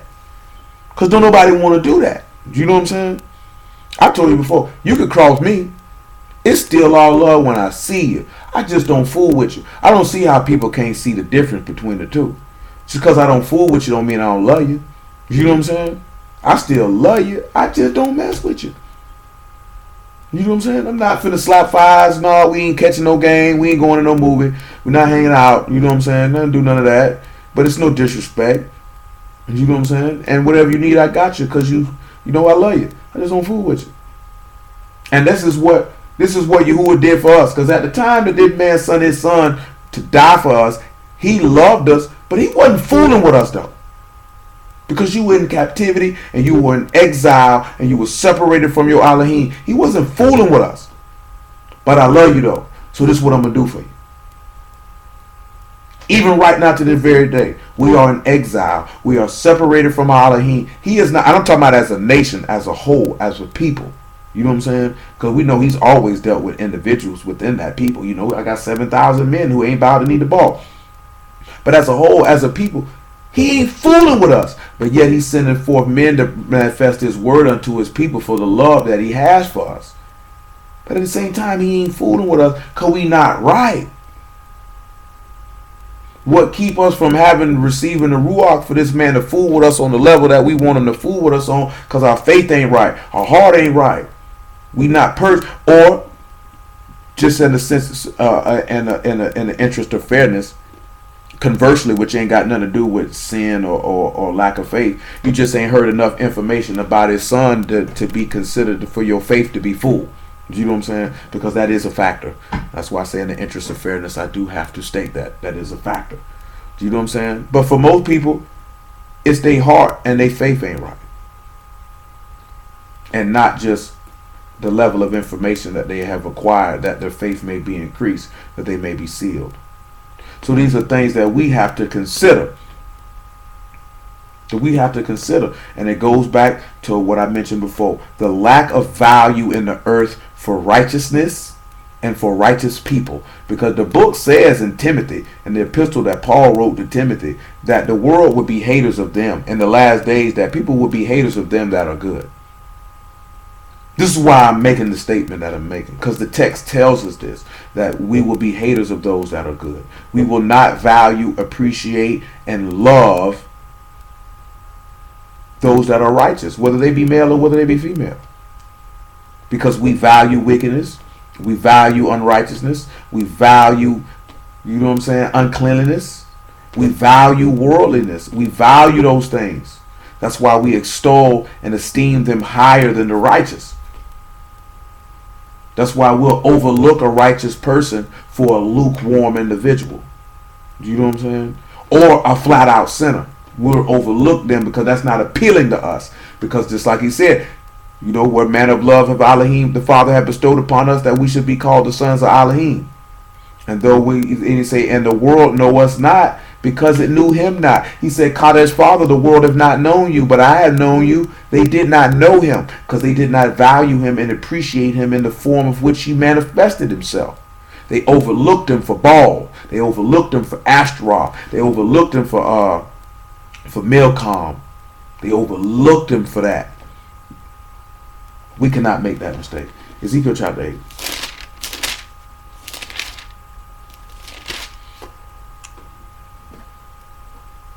Yeah, verse 1. I'm going to read the whole thing, and we just going to slide right into chapter 9. Yeah, right into chapter 9. And it came to pass in the 6th year, in the 6th month, in the 5th day of the month, as I sat in my house, and the elders of Yehudah sat before me, that the hand of YAHUAH Elohim fell there upon me. And I beheld, and lo, a likeness as the appearance of fire. From the appearance of his loins even downward, fire. From his loins even upward, as the appearance of brightness, as the color of amber. And the reason why you see this here, because in the book of Psalms it tell you that he makes his ministers a flaming fire. You know that your Elohim is a consuming fire. So this is why he's seeing this vision, because it says that the Malachim. Pause. Hebrews chapter 1, so you can see it for yourself.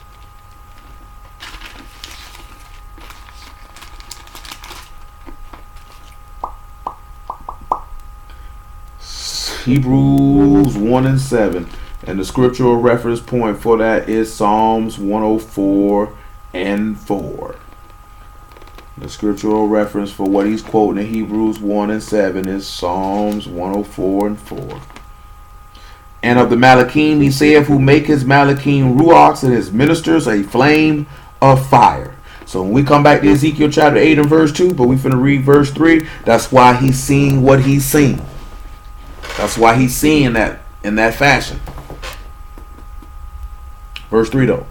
And he put forth the form of a hand, and took me by the lock of my head, and the Ruach lifted me up between earth and Shamahim, and brought me in the visions of Elohim to Jerusalem, to the door of the inner gate that looked toward the north, where the seat of the image of jealousy, which provoked to jealousy. And behold, the esteem of Elohim of Yasharal was there, according to the vision that I saw in the plain.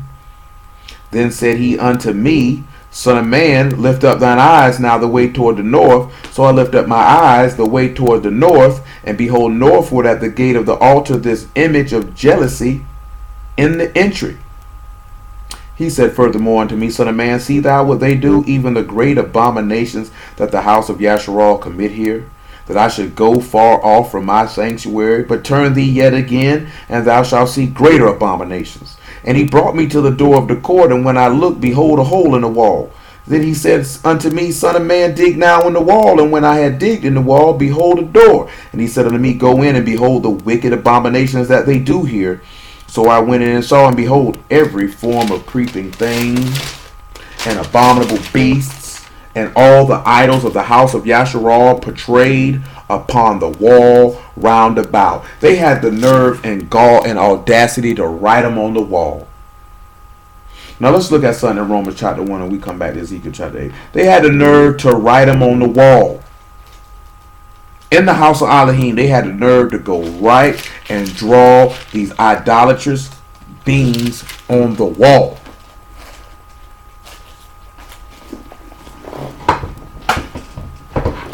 I just want us to stay away from idols, and idols come in many shapes, forms, and sizes. 1 and 20. 1 and 20. We'll make it 18. For the wrath of Elohim is revealed from Shamahim against all ungodliness and unrighteousness of men who hold the truth and unrighteousness. Exactly what you see in Ezekiel chapter 8, as we will continue on in it. Because they which may be known of Elohim is manifest in them, for Elohim have showed it unto them. And you know that they had the word, because it said this is the elders. He had done showed it unto them. It says he just like he's showing Ezekiel what they end up doing. For the invisible things of him from the creation of the world are clearly seen, being understood by the things that are made, even his eternal power and Elohim head, so that they are without excuse. Because that when they knew Elohim, they esteemed him not as Elohim, neither were thankful, but became vain in their imaginations, and their foolish heart was darkened. Professing themselves to be wise, they became fools, and changed the esteem of the uncorruptible Elohim into the image made like the corruptible man, and to birds, and four-footed beasts, and creeping things. Wherefore Elohim also gave them up to uncleanness through the lust of their own hearts, to dishonor their own bodies between themselves, who changed the truth of Elohim into a lie, and have worshipped and served the creature more than the creator, who is Baruch forever. Amen. Now, we like I said, right, we come back to Ezekiel 8. Now, Paul's sitting back stating that Elohim let them go ahead and be homosexuals. You know what I'm saying? Or to commit fornication, adultery, whatever the case may be. But specifically, to be homosexuals. You know what I'm saying? Gave them up to their own heart's desires and their lust because they wanted to serve other gods. This is what happens when you go to serve other gods. He will let you be whatever you want to be and do whatever you want to do. That's the same way. And y'all will not, if I get the opportunity, I'm going to go try to, I can't recall the name of that book. But when I was telling y'all about the book that I read in prison about astrology, about the zodiac, when you look at that and you see that that is truly the worship of other gods, you will be greatly offended behind it and about it. When individuals ask you, what's your sign? My sign is the covenant of Elohim. My sign is the blood on the doorpost, nigga. That's my sign. Do you know what I'm saying? Next time somebody asks you that, that's what you tell them. My sign is the blood on the doorpost.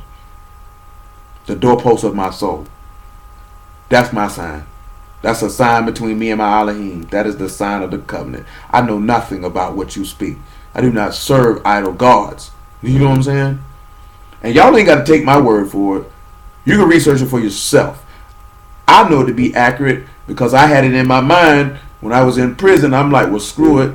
Because I wanted to get something different. I'm like, I'm going to get out, give me some bread, and I'm going to put a scarab on the end of a chain because it'd be different. Nobody would know what it was. Nobody has seen it because I'm looking at this here. You born in June. This what they say this is. The actual thing is not a crab. It's this beetle, and it represent this and this, that, and the third. So I'm going to get a chain, man. I'm going to get me a piece made out of it because it's going to be different. Ain't nobody else got that. And I knew that it came from the worship of idol gods because I was reading it. Because how else would I know that it's not supposed to be a crab, but a scarab, but a beetle?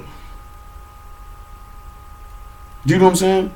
Black people, we don't look at the stuff that we involve ourselves in. We don't research the stuff that we involve ourselves in. We don't have no earthly idea what we involve ourselves in. We just fool with it. But when it come to actually knowing, but we always want to do some deep research and scrutinize the word of Elohim, talking about it don't mean this and don't mean that. But we don't do nothing of that stuff that comes from the nations, though. We just accept their stuff. We don't scrutinize them like we scrutinize our maker. I never understood that. These nations and they false gods and they instructions and they culture, they you don't put them under the microscope to scrutinize the validity of anything they got going on. You accept it wholeheartedly and willingly and are a glad participant. But when it comes to Yahuwah, see, I don't know if that's true. I don't know if that really happened. See, I got to do some more research about that. I don't know about that. Wicked bastard ought to burn in hell.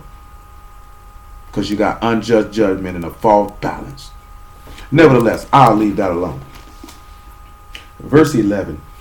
And there stood before them 70 men of the ancients of the house of Yasharal. In the midst of them stood Yazaniah the son of Shaphan, every man his censer in his hand, and a thick cloud of incense went up. Then said he unto me, Son of man, hast thou seen what the ancients of the house of Yasharal do in the dark? Every man in the chambers of his imagery.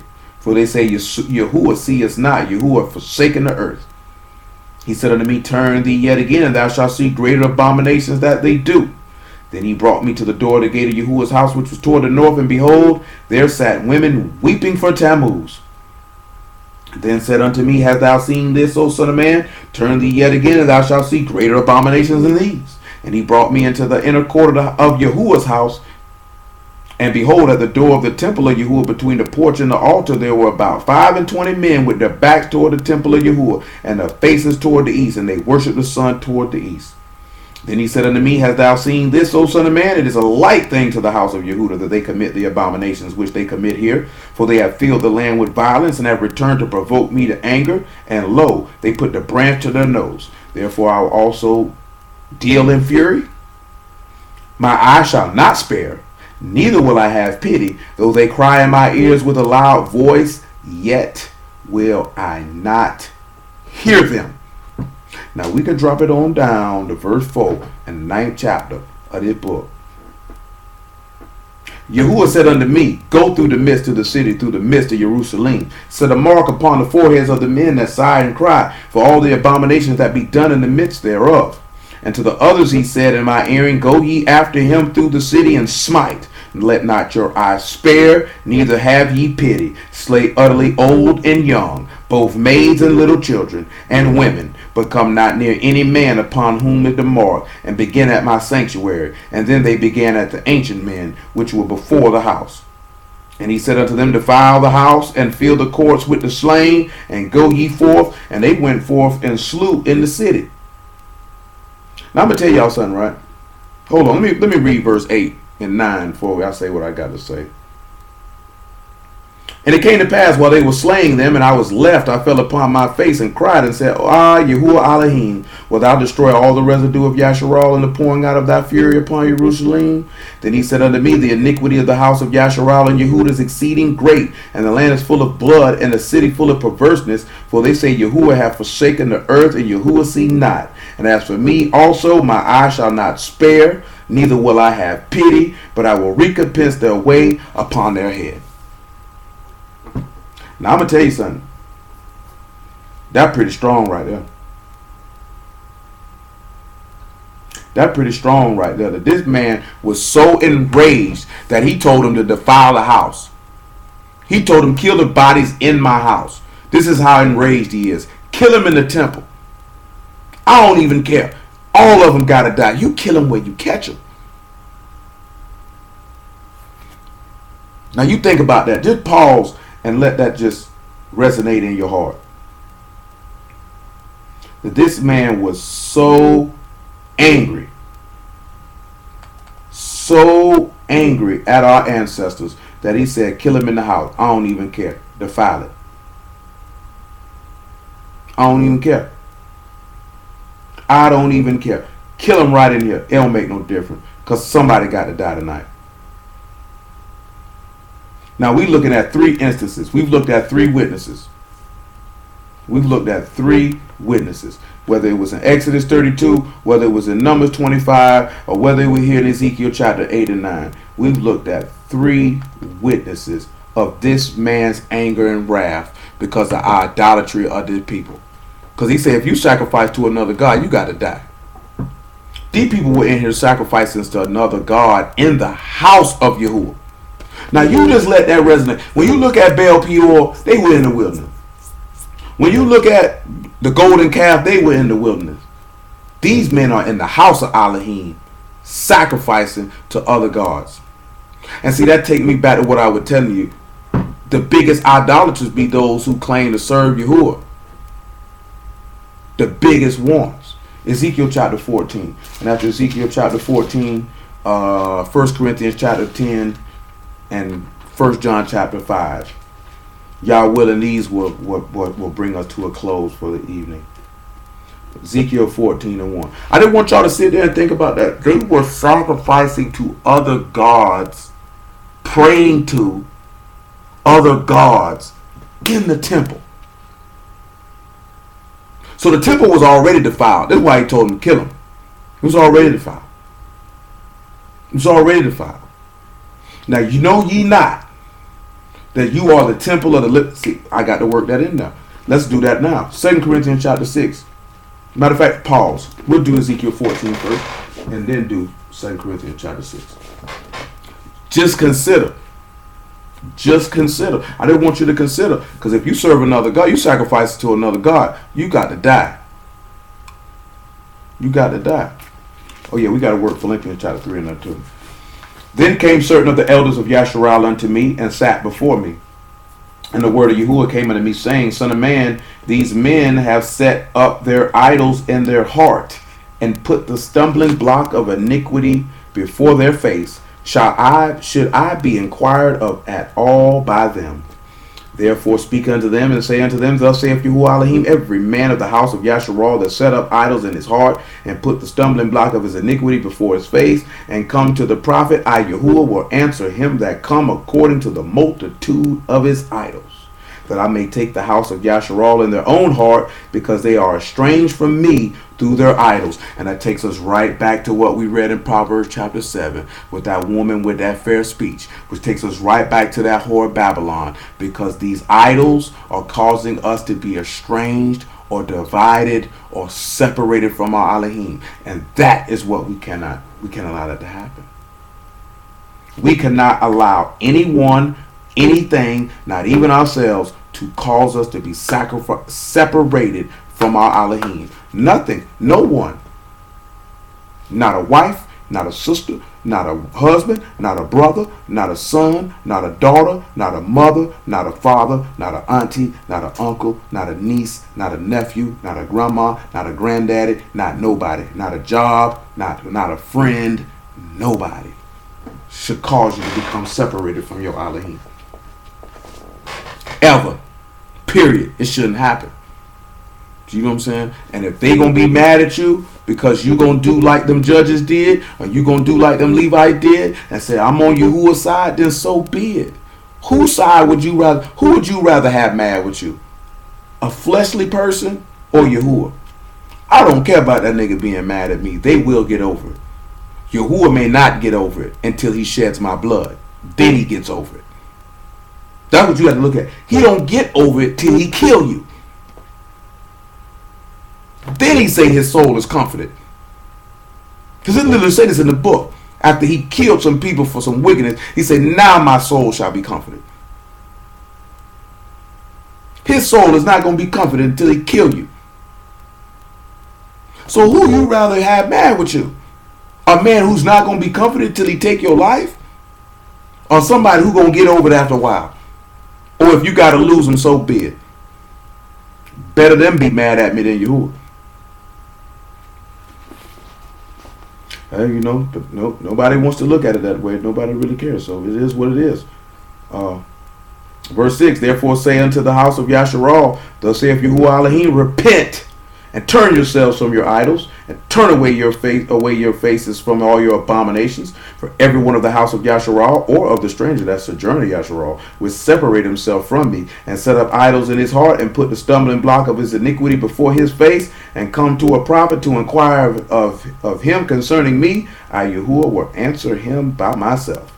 And I will set my face against that man, and I will make him a sign and a proverb, and I will cut him off from the midst of my people, and ye shall know that I am Yahuwah. And there it goes again. Because if you serve an idol God, you know you're sacrificing it to it, and that man say he gonna kill you. He gonna cut you off. He's going to cut you off.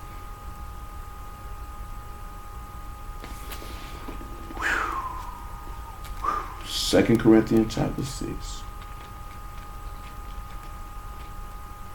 See, nobody want to tell nobody stuff like this because it doesn't make people feel good.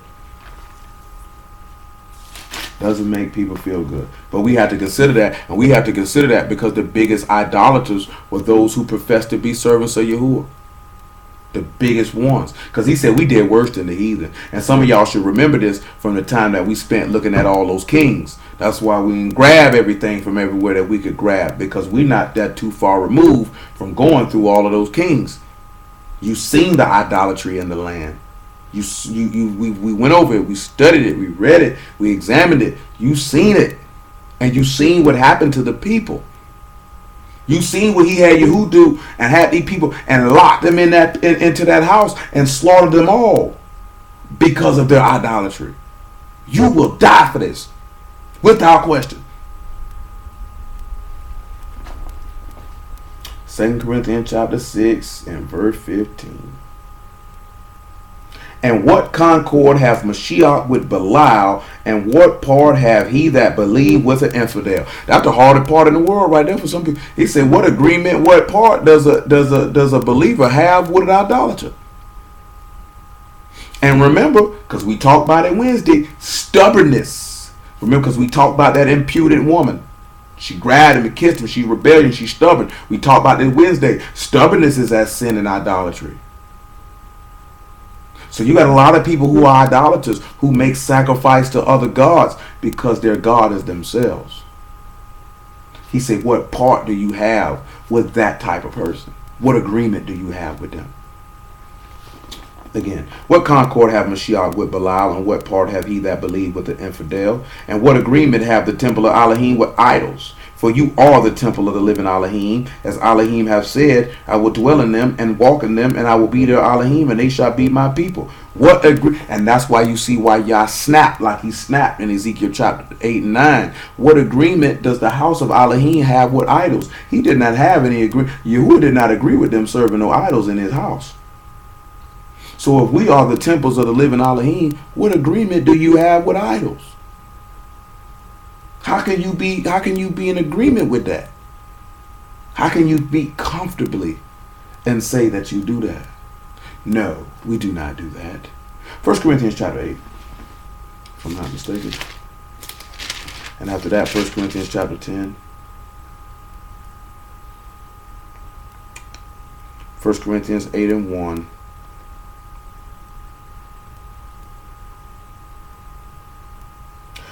Now, as touching things offered unto idols, we know that we all have knowledge. Knowledge puff up, but love instructs. If any man think that he know anything, he know nothing as he yet ought to know. But if any man love Elohim, the same is known of him. As concerning therefore eating of those things that are offered in sacrifice unto idols, we know that an idol is nothing in the world, and that there is none other Elohim but one. For though there be that are called gods, whether in Shamahim or in the rats, as there be gods many and masters many. But to us there is but one Elohim, the Father of whom are all things, and we in him, and one Master, Yahushua HaMashiach, by whom are all things, and we by him. Howbeit there is not in every man that knowledge. Howbeit there is not in every man that knowledge. For some with conscience of the idol unto this hour eat it as a thing offered unto an idol, and their conscience being weak is defiled. So notice what he said. There's people who don't have this knowledge to know that this is not anything, and that for some with that conscience sit there and eat something that is offered to an idol, and because their mind is weak, they're defiled. So we put it to you in this context, because we don't want to use it at this extreme, because Thanksgiving and Christmas are idolatrous festivals of which an individual should not even have any league with. So let's just put it this way. You could go to someone's home and they could have blessed us, they could have cooked a meal, and they offering it to their God. I.e., say you go to a Muslim's house to eat or whatever the case may be, or you're at a Christian's house or this, that, there, and the third. They have made this offering of the food that they about to eat. They've offered this to their idol. But because you know that there is but one Elohim, who's the Father of all and whom all things is YAHUAH HaMashiach, you being strong in your faith, you're not going to be weak and defiled because these people have done this. But that's why he said everybody doesn't have this knowledge. So knowing that everybody doesn't have that knowledge, if you around somebody or you got somebody who's weaker in the faith than you, then you shouldn't participate in that or have nothing to do with that, because it could cause them to stumble. And that goes back to making the sacrifice for somebody you love and not doing something that you would like to do, because it's not a sin. If you went to your grandma's house and they all around there holding hands, praying to Jesus and this, that, there, and the third, and calling on their God, it's not a sin that you there because you haven't had this meal, because they offering this food to an idol, because you know the idol is nothing. It's absolutely nothing. But somebody who weak in the faith, nah, it wouldn't be wise for you to do that. It could call them to fall. You know what I'm saying? It could call them to fall. Now, like I say, it's a different standpoint when you talk about Thanksgiving and Christmas, especially Christmas, because this is an idolatrous festival. You know what I'm saying? That's totally different. You ain't got no business partaking in an idolatrous festival, in an idolatrous feast, or idolatrous holy day, as they like to say, or holiday. Nevertheless, 1 Corinthians chapter 2.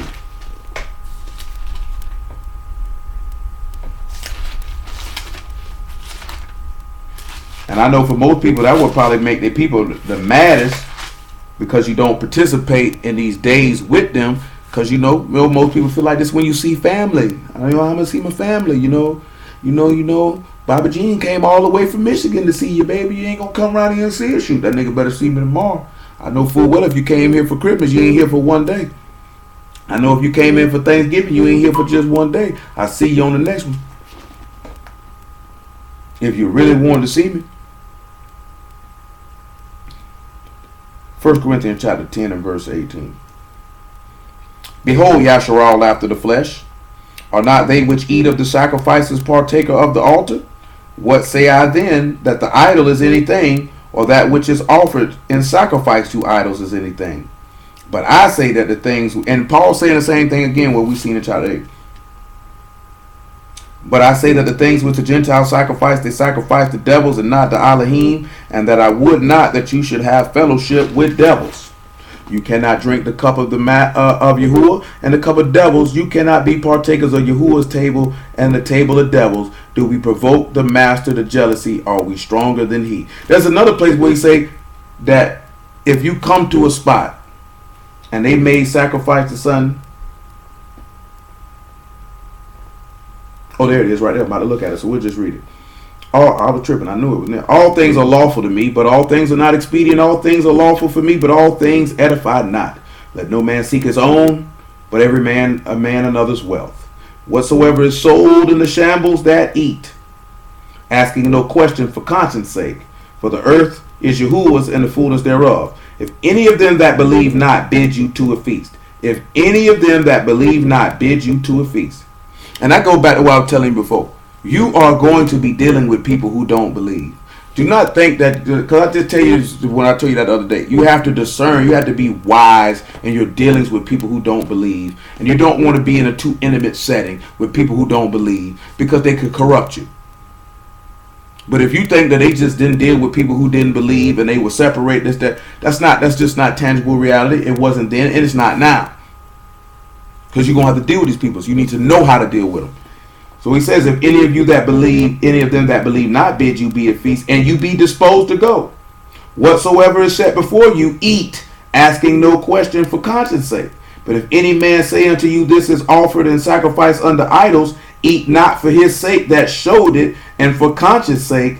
For the earth is YAHUAH's and the fullness thereof. Conscience, I say, not thy own, but of the other. For why is my freedom judged of another man's conscience? Now he's asking the question. Look what he said. If they tell you we sacrifice this to an idol god, then he say don't eat it because the person showed you that, so that they can see that you don't fool or a partaker with any idol gods. But he told you don't ask no question. Don't be going to, did you sacrifice this to Ashtaroth? Because when they tell you yeah, then you can't eat it then. Because you know the people don't believe, so you know the likelihood is high. He said don't ask him. The same way Samson people didn't ask him where he got that honey from. That's just to keep in mind. 1 John chapter 5 and we out of here, man.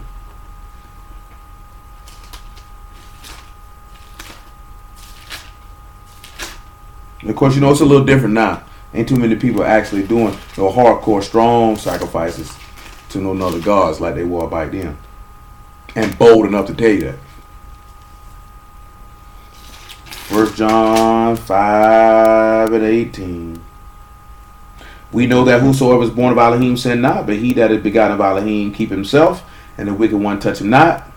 And we know that we are of Elohim, and the whole world lie in wickedness. And we know the Son of Elohim is come, and has given us an understanding that we should know him that is true, and we are in him that is true, even his Son Yahushua HaMashiach. This is the true Elohim and eternal life. Little children, keep yourselves from idols. Amen. So hallelujah for Yahusha and the word, and we will stop it right there. Did everybody understand?